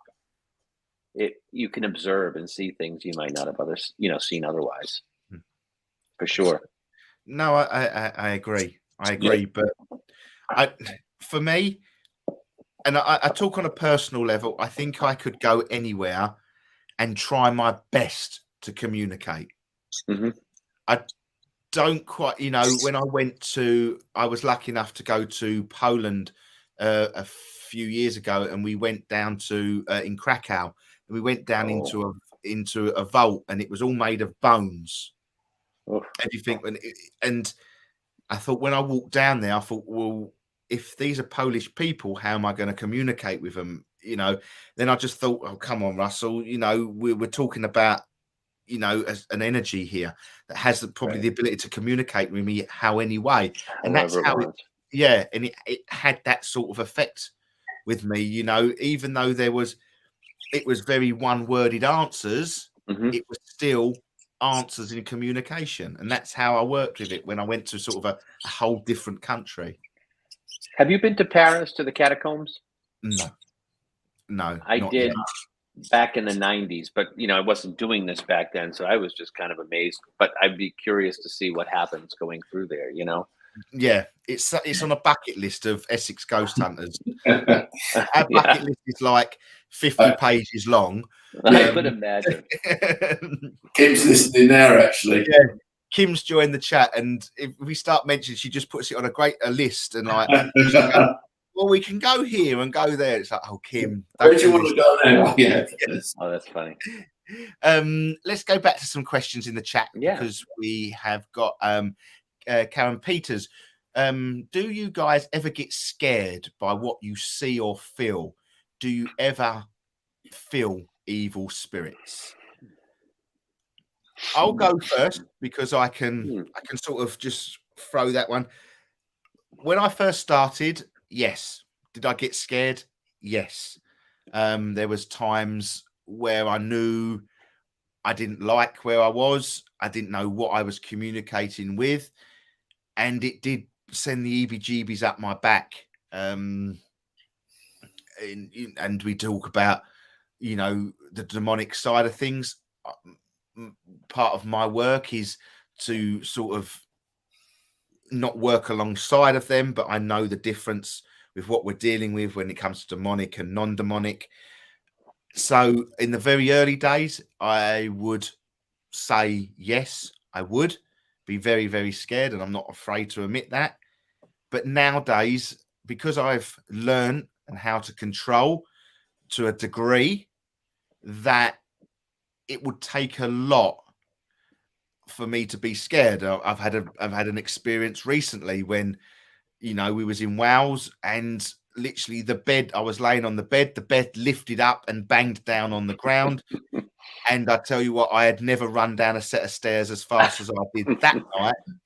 But a slight part of me looking back at that was like, I want that because that is how it started.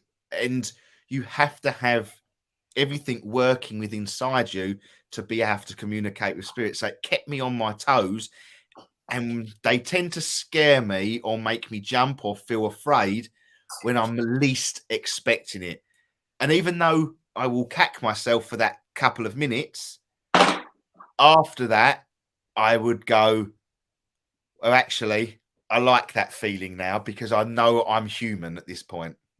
Right. So that's that's how I would answer that question. I would agree. And I think that I've been in places that are creepy. I mean, I'm not, I'm not the type that wants to walk through an abandoned asylum alone. I don't think I'm that stupid, but I think that, they're creepy, but I don't feel like if I'm with a group, I'm not afraid. You know what I mean? I'm not afraid of it. And I think someone else had asked in the group too about, do we communicate with evil spirits? I don't think that I ever have.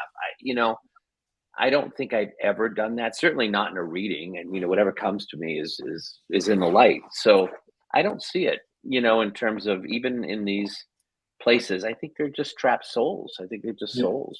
I think sometimes an angry spirit can be mistaken for an evil spirit, but I think if you spend time speaking to that spirit as you would on a human basis, you'll find out what that spirit wants and what's happening to it and why it's angry.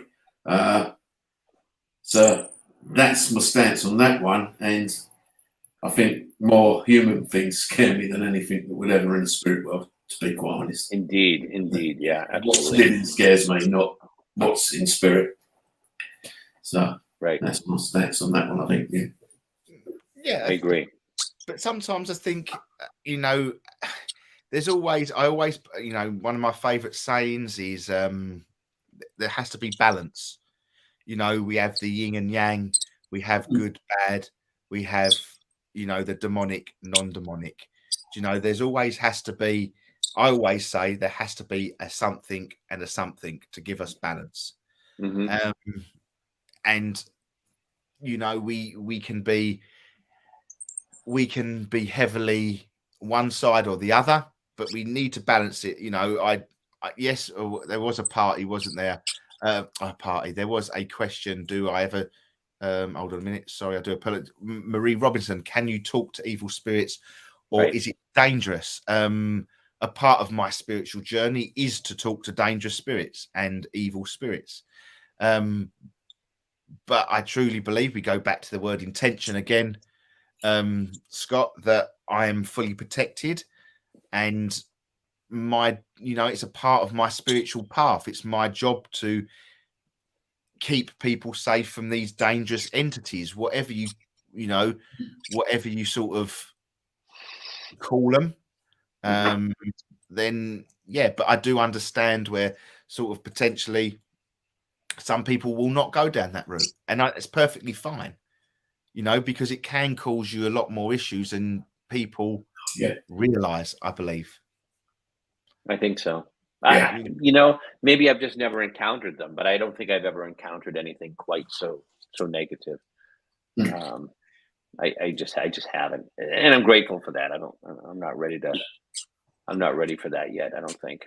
Yeah, but that's I think that is quite a lovely way of putting it. To be fair, it's not that you're not ready. It is, it's exactly, you're not ready for it. It's something that you want to be strong with. If you do ever encounter it and you see it, and you say your intention is not to deal with it, I don't think it will ever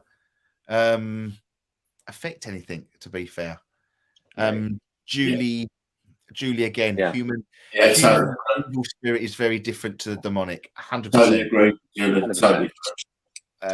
Now, I told you about Julie. Julie feels she's more of an empathic, and she was on an investigation at a home where and she gets nauseous. She'll actually get physically nauseous, and she had to leave the property.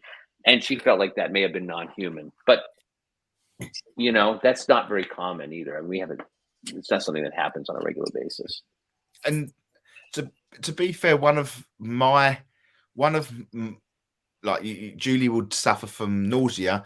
I would actually suffer from, when I deal with the demonic, either just before or just after, I suffer from terrible sort of gastro pains, stomach cramps, and my toilets ain't great after. It really does upset my stomach. Yeah. So that's how I know when I've had a sort of dealing with something. It does change the whole sort of persona within my aura, so to speak. So I can sort of take what Julie is saying there. It has a more of a physical effect to me. When I work with the demonic, it really has more of a physical effect than it does. Sometimes working with spirit, the next day I'll be a bit tired, but I would, with the demonic, it won't make me feel tired. It would just attack me. Right. It really would. So that's how I sort of notice a difference, really. Yeah, you can tell. Yeah. And that seems to be what she's experienced. I think she's saying it attacks the lower spine and travels to the gastric system. Yeah, it sounds very similar to what you're dealing with. Yeah. Yeah. So it's a good possibility. Let's have a look. Hold on. I've missed so many comments coming through that I'm trying to look for the questions that people have put up. Lovely Heidi has put a quite a big question up. I feel truly in my heart that we as mediums have huge respect regarding the spirits we talk to and people who are around listening and what's going on. I honestly, and the feeling of love, the sharing from spirit is mind-blowing to many. The love, the connection with ghost spirits, alien inspection. I just love listening to you three guys. Thank you. I just had to put that out then because thank you, Heidi. Yeah, Heidi is one of our real good followers, and she listens every week, and she actually lives in Denmark, Heidi, and she's a lovely lady. She's actually coming to join us on an event in July. She's flying over to join us at Deal Castle. It is July, isn't it, Simon? I've said that right before everyone panics and goes, no, it's not. No, it could be September, but you've got Sandra and Kim on the chat, so they're going to tell you if you're wrong anyway. Right? Yeah, someone to tell me off. See, this is where I've been in London. I've never been in the Tower of London. I have. I've never done it. Never have I done it. While touring the Tower of London, I needed to close myself off completely. A few rooms there, Julie. I tend to agree with you. Yeah, there are. And while I was there, I wasn't doing this, so I don't remember anything. Spiritually, I don't remember anything about it. Yeah, I'm naughty. I'm very naughty, because I should have gone to the Tower of London. Because it is by train, it's probably only about 40 minutes away from me. It's all it is from you. But they probably wouldn't appreciate you going around there with EMFs and spirit boxes and that. They don't. Well, you know. Yeah, we'll soon see. Right, Scott Pollandine again. Just like the film Sixth Sense and Ghost Town, do you get a lot of spirit desperate to get a message to their loved ones and are quite persistent? I'll let Scott go with that one first. Scott. Yeah, absolutely. It's funny because they're either extremely persistent and they just push through everybody else to get their message across, or you get the woman who says, "Oh, I really hope my mother comes through," and you're like, "I hope your mother comes through too, because I want you to be disappointed." And the mother's like nowhere to be found because you've got this other person pushing their way through to give a message. So some are very persistent and some just not so much. It just depends on what they have to say. I always say when I give readings, I say it's like the strongest will prevail. Whoever's Pretty over much. that other side, they're going to have a massive free for all, and whoever gets to the front is there, who wants to get their message across, is going to get their message. It doesn't, it's very hard to sort of pick, when you have people in front. I really want to speak to me dad or mum, and just like you said, that's not my choice. I can't just dial a number and say, can you make sure so-and-so comes through for this lady or this gentleman? It doesn't. I always say that. It's not dial a dead. You can't, you can't do that. You know what? They just show up. I've got to use that. Dial a dead. I've got to use that. That's the easiest way to put it. That's brilliant. I love that. And it's the ones that have the biggest message. It's funny because you have a great relationship with your mom and everything was lovely. She knows how you are. She knows she has nothing to say.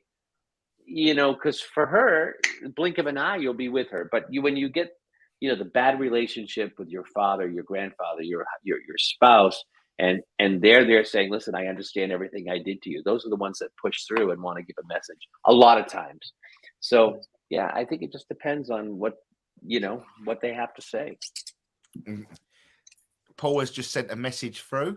Have you ever had a message and thought there is no way I can give that? Paul, 100%. This is not a bad thing, man. I can't even try and lie about this one. Loads of messages because spirit know everything in a way. You talk about, people cheating on each other and things like that. I've had that message but you can't give it. You can't give it because it's almost they won't believe you because they don't want to hear it, and that's how the psychic within me works. I know if I was to give that message, she doesn't want, or he or she doesn't want to hear that message. So that's how I see it. I wouldn't give it. And it would just cause probably more aggro than it's worth. No, it's true. And I have done gallery events where I said, "Listen, I promise you, I will not embarrass you." They, on the other hand, that's another story. They say whatever they want. I don't know.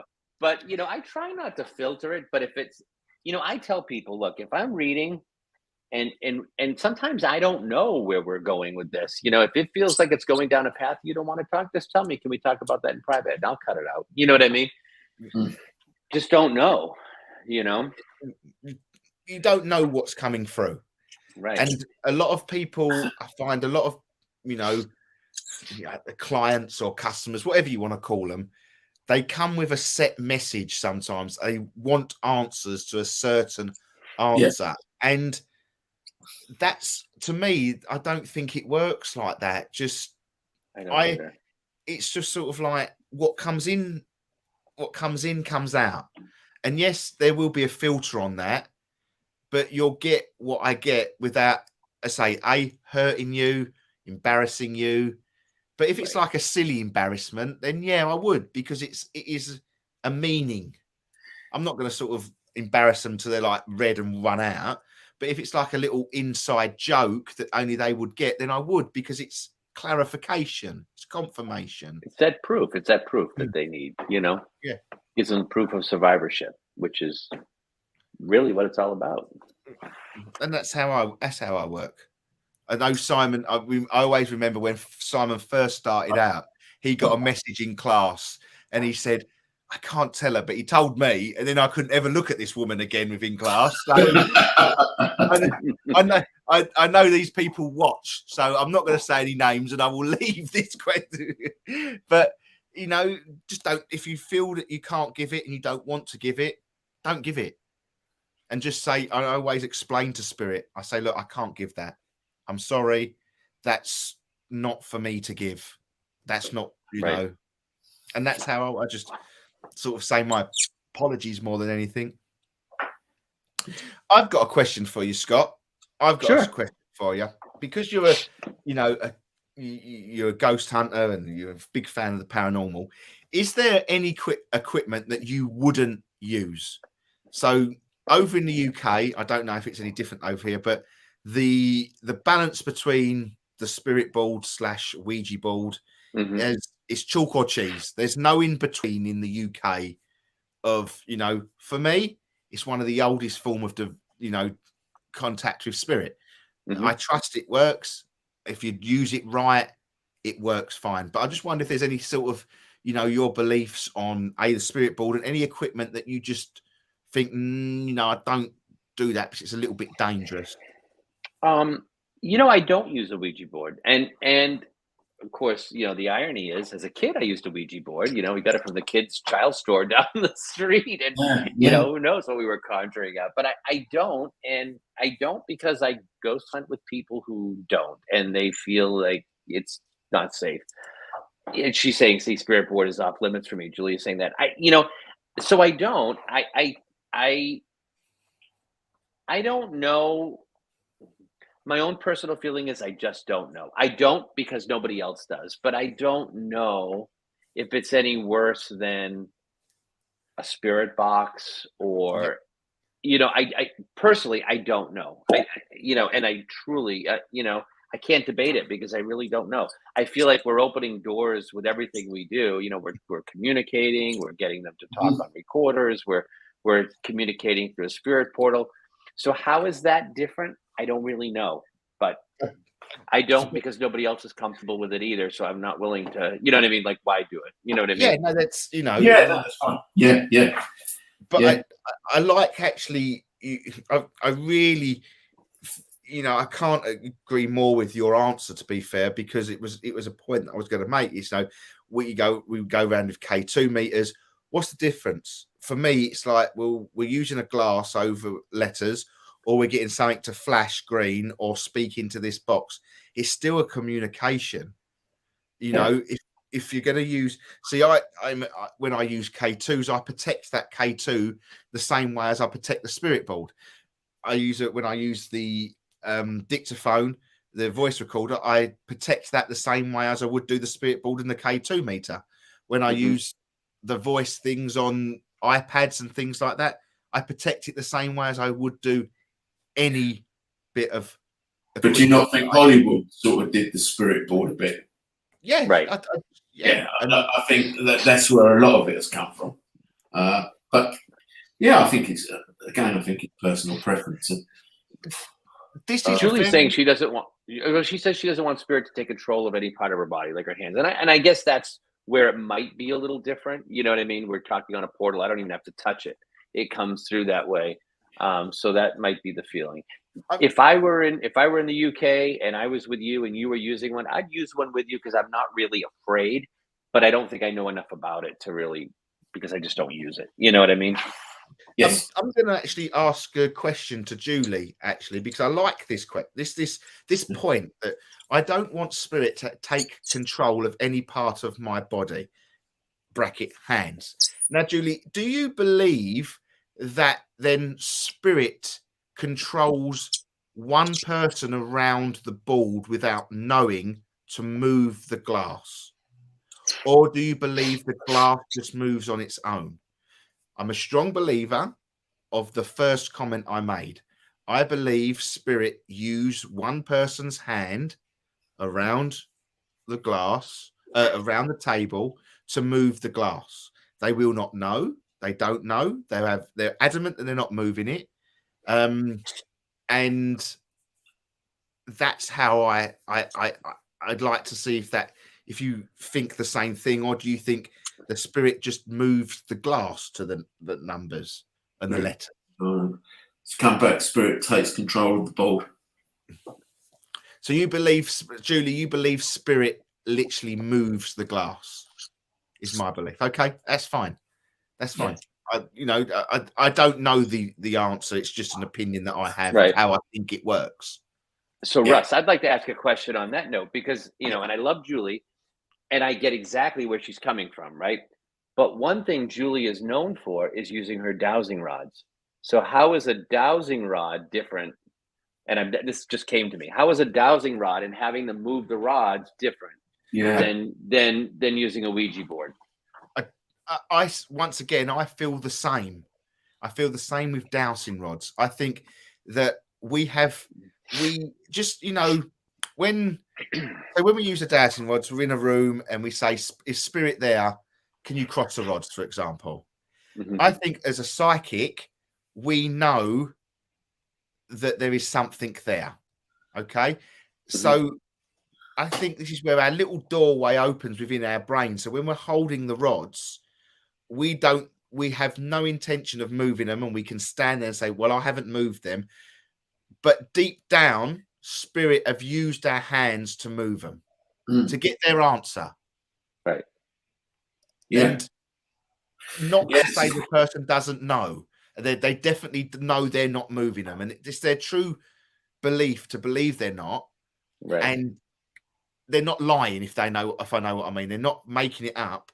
And a lot of people know the answers. Yeah, but a lot of people, when they first use dowsing rods as well, and it's the first time of experiencing dowsing rods, because we've done quite a lot of work on dowsing rods, they get that feeling before those rods move. They get a big whoosh feeling coming in. The rods will cross or open or whatever they've asked them to do. So that, to me, is spiritually coming into them to affect the rods, I would say.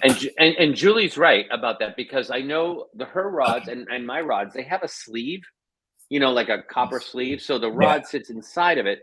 So your hand's really not touching the rod; it's moving independently. Yes, but I think any little shift or something will move the rods, and that could be where it's working. I don't know. It's all kind of like, who knows? But it's just an interesting point. Great question. Yeah, it's good. Yeah, really good. Yeah.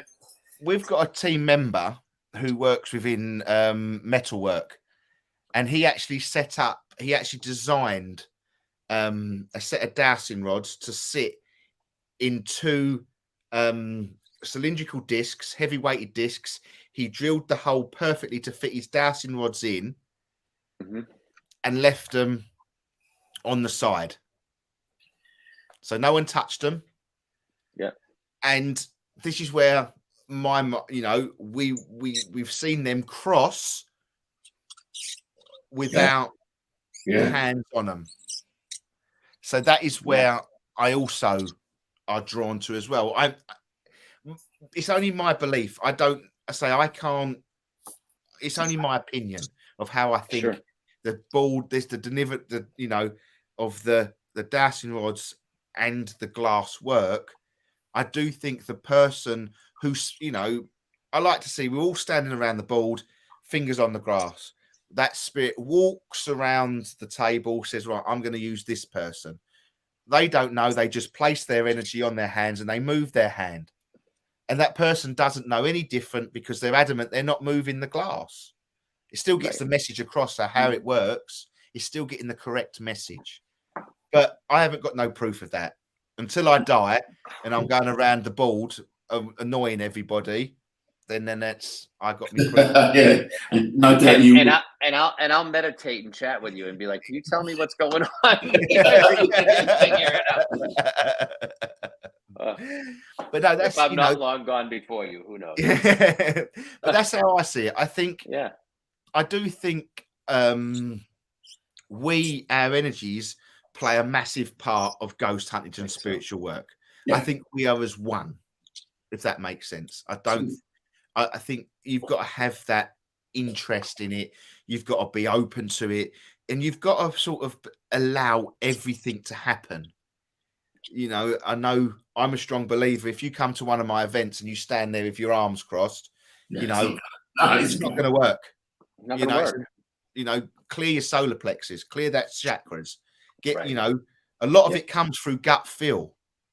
You know, you block that off, you're not going to have any. So in my groups, it's like you cross your hands, I'm picking on you. And that's as simple as it gets. And they don't. It's amazing how people won't cross their hands if they know they're going to get picked on. Yeah, it's so true. Yeah, it's so true. You know, it's like that thing. Anyone want to ask a question? Well, I'm going to pick someone to ask questions. So, you know, that's how I do it. So that's it. What's it? Well, this is quite an apt question at the moment because I have quite a lot of success with rods, but no success using a pendulum.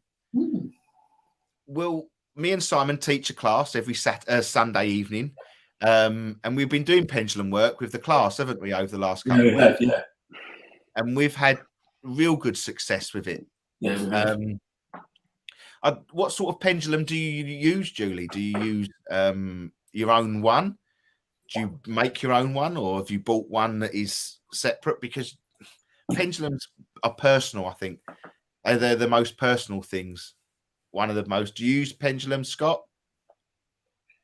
Yeah, we so she and I had gone to a pendulum class together, and you know, I used it, and you know, it was a lot of practice work. You know, what is the card that you have? They would pick a playing card, put it upside down, and trying to, you know, figure out what the card was. And I kept getting it right and getting it right and getting it right, and she just wasn't. And then she picked up the rods, and she was having a field day with it. It just didn't work for her the same way that it worked for me. So yeah. She's admitted she cheated. She cheated off of me. I know. I almost had to tell on her. You know, cheating, taking all my notes. But no, I think, you know, we're not all good at everything. No. Within the spiritual, I think there is some things that we like, some things that we don't. Right. You know, Julie is a fine example of that. You know, not liking the board and won't use it because she's not comfortable with it doesn't mean you know, she's not good in something else. No, you know, she loves her rods. Do you know? And I think that's what I think. Honestly, I do believe Hollywood has played a massive part in the spirit board stuff. I really, really do. We go back to Victorian England. You know, they used this all the time. Glass divination, all the time. They just put yes and no on each end of a table. And just went yes and no, very simple. Yeah. I don't know if you quite go down though with the Victorian and the sort of gagging the people blindfolded them. I don't think that really works. But I know. Have either of you done? I've never done table tipping, and that's another thing that people do. I've never done that. I don't know if that's something you've taken part in. Funny enough, Scott, the first time I really witnessed table tipping, I went to I can't remember the name of it, but it's down in Devon. We went with another group, and I went with my partner's brother and my stepson, and I deliberately kept away from the table tipping because I'd never thought table tipping works. I wouldn't have it. I would never have it work. Well, I've never seen anything like this session that went on, and I can honestly say the table was moving on its own at points in midair. There was nothing attached to it. There was nothing underneath it, and I could not explain it. And ever since, I have been doing table tipping, and it does work. Yeah. Wow. Well, yeah. Have you? You've never done table tipping, Scott? No. No, never done it. No, I know people who have. I've never done it, and you know, you see stuff on YouTube and you go, you know what I mean? I don't know them. Is that really what's going on? You know, is that real? It's sort of like, it's like trance. I have a whole thing with trance too. It's not that I don't believe it exists. I just don't know that everything you see on YouTube is legit. You know what I mean? I mean, I could talk like my grandmother too, through in front of a camera. So I don't know. But it fascinates me. It does. I think the idea of it fascinates me. And what was I going to just remember when we did the village hall, Simon, with the table tipping? Oh, we had 2 different tables going, Scott. We had one end, Wow. Yeah, and we did. we had 2 people that hated each other in spirit, and they just ran the tables together and hit them like that in the middle of the room. Like, we've never been back to the village hall because it actually ruined the floor. The village hall because they were going around. No kidding. Seriously. Wow. it scratched the floor to Scratch the floor smithereens. to pieces. Oh It was my gosh. The parquet flooring wasn't very parquet anymore when we finished. Wow. But no, yeah, we've had the table on one leg spinning around in a circle, like just what Scott has just said. Had some great table tip, massive classroom table spinning on the. And to be fair, when we did the seance in Wales, and that we had an old kitchen, massive dining room table, like about 12 people, and the table just jumped in the air. Yeah, it did. Yes. That made a massive crack. But Scott, we've come to our time with you, unfortunately, on We are. That was a quick 2 hours. Cool, wasn't it? Wasn't it? But tell us a bit what you got coming up, Scott. Or this is the time for you got, because I see you got so I am. Well, the next big thing is we're going to go to Scotland in July. That's the one I can't wait. We've got that. We've got a few little trips. We're going to couple of local haunts we've got coming up. I've got a benefit that we're doing for the American Association for Suicide Prevention. That's going to be in, I don't know if it's September, October, but that's in the state of New York at an asylum, and so I'm doing a gallery event there for them. And I do readings. And actually I have clients in the UK. It's kind of funny because I got involved with this woman she's an actress here in the United States, and she had me on her show, and all of a sudden, I'm doing readings for people in the UK and all over the place. So it's been kind of fun. It's been a great time. And I do know that I definitely want to get back to the UK because now I want to ghost hunt with you guys because you look like you're a lot of fun. I want to come out and visit. Julie has also would love to watch a bald session. We call her our bald queen, Sandra Arnold, that is in the chat somewhere. Okay. And what Sandra can control the bald like she could control 1,000 running wild boars. Yes. She won't talk to anything that isn't worth talking to, and she's very abrupt with it, which you have to be when it comes to bald session, because once again it's like that. I want to say it, I'm going to get through, but if you talk gibberish, you're off.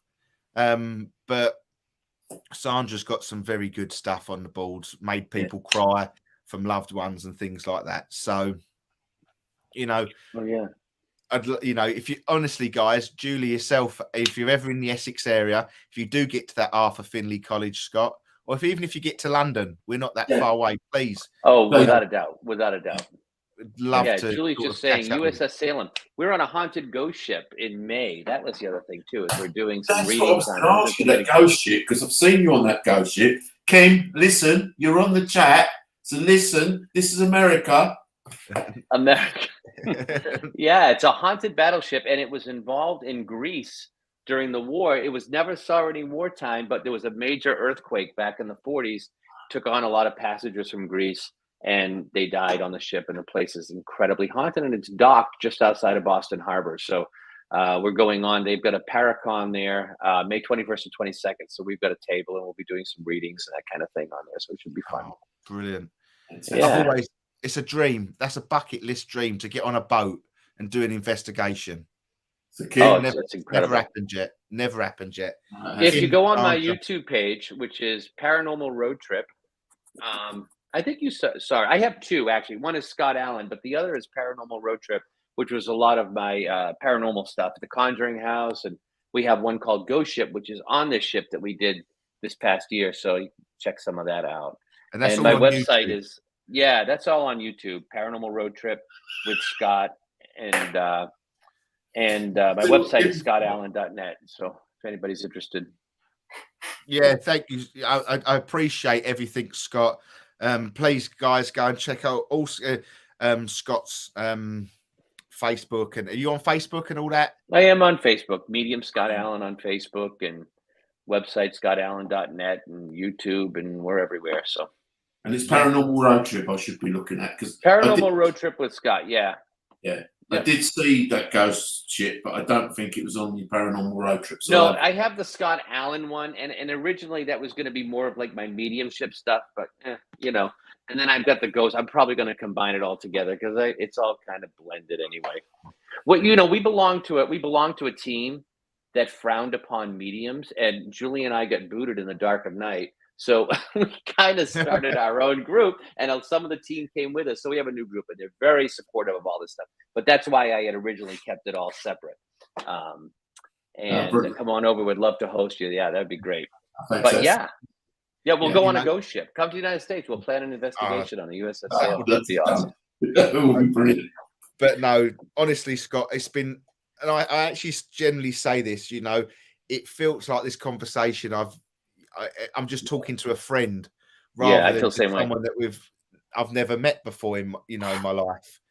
You know, I think spiritual energies do have a way of sort of finding each other, if they know what I mean. Yes, I absolutely feel the same way. You guys have been great. It's been a lot of fun. Yeah. So please come back on and tell us all about Scotland. Yes. You know what? I'll be in touch after we come back. We'll figure something out. That'd be great. Please come back on and tell us all about I'd love to know what you've picked up on. Yeah, absolutely. Definitely. All right. Thanks, gentlemen. It has been a real pleasure. Take care, Scott. Stay safe and look after yourself. All right. Take care of yourself. Thanks again. All right. Bye-bye. Bye-bye. Well, guys, thank you ever so much for everybody that has joined us tonight on Pulse Talk Radio, Facebook and YouTube. You have been fantastic. And that was probably one of the most nicest interviews that I've done with a medium on our show. It was very free-flowing. It was lovely. More like a chat, actually. That's exactly what it was just like talking to a friend. It was. And, you know, can't wait to meet everyone. All right. Love it. Thanks from the lovely Julie. Can't really, honestly, you know, can't wait. I really, really can't. To see if we can make something happen. If you're ever in the UK or wherever in the United States, it'd be lovely.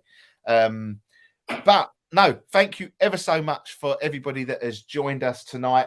I'm just going to play you out with a song tonight, guys, because I don't know where I am, what I'm doing. We're over time anyway, but hey ho, I don't think we've got anybody on after us, so I won't get chucked off. But I'm going to play you a song out called Still Belong with Lindsay LaBelle. But just remember, guys, we had that big announcement. 1st of May, the new Paranormal Essex Ghost Hunters show is going to be on YouTube. Season 1, Series 1, Episode 1 drops on the 1st of May, 2022. Don't know what time yet, but probably around about 8 o'clock. So I will see you next week. Simon, it's been a pleasure. Yeah, been great, mate. Been great. And we'll see you all next week on Pulse Talk Radio. Thank you for listening, watching. Thank you. Thank you to everybody on the Facebook. It's been an absolute pleasure. Scott, Julie, Kim, everyone who's put questions in, new faces that have come into the chat as well. Karen, I've seen Alan Sweeney was in the chat, Carol Baldwin. So thank you everybody there who has joined us tonight on both Facebook and YouTube. And we will be back sometime in the week with a major announcement. Take care, everybody. Take care. Bye-bye.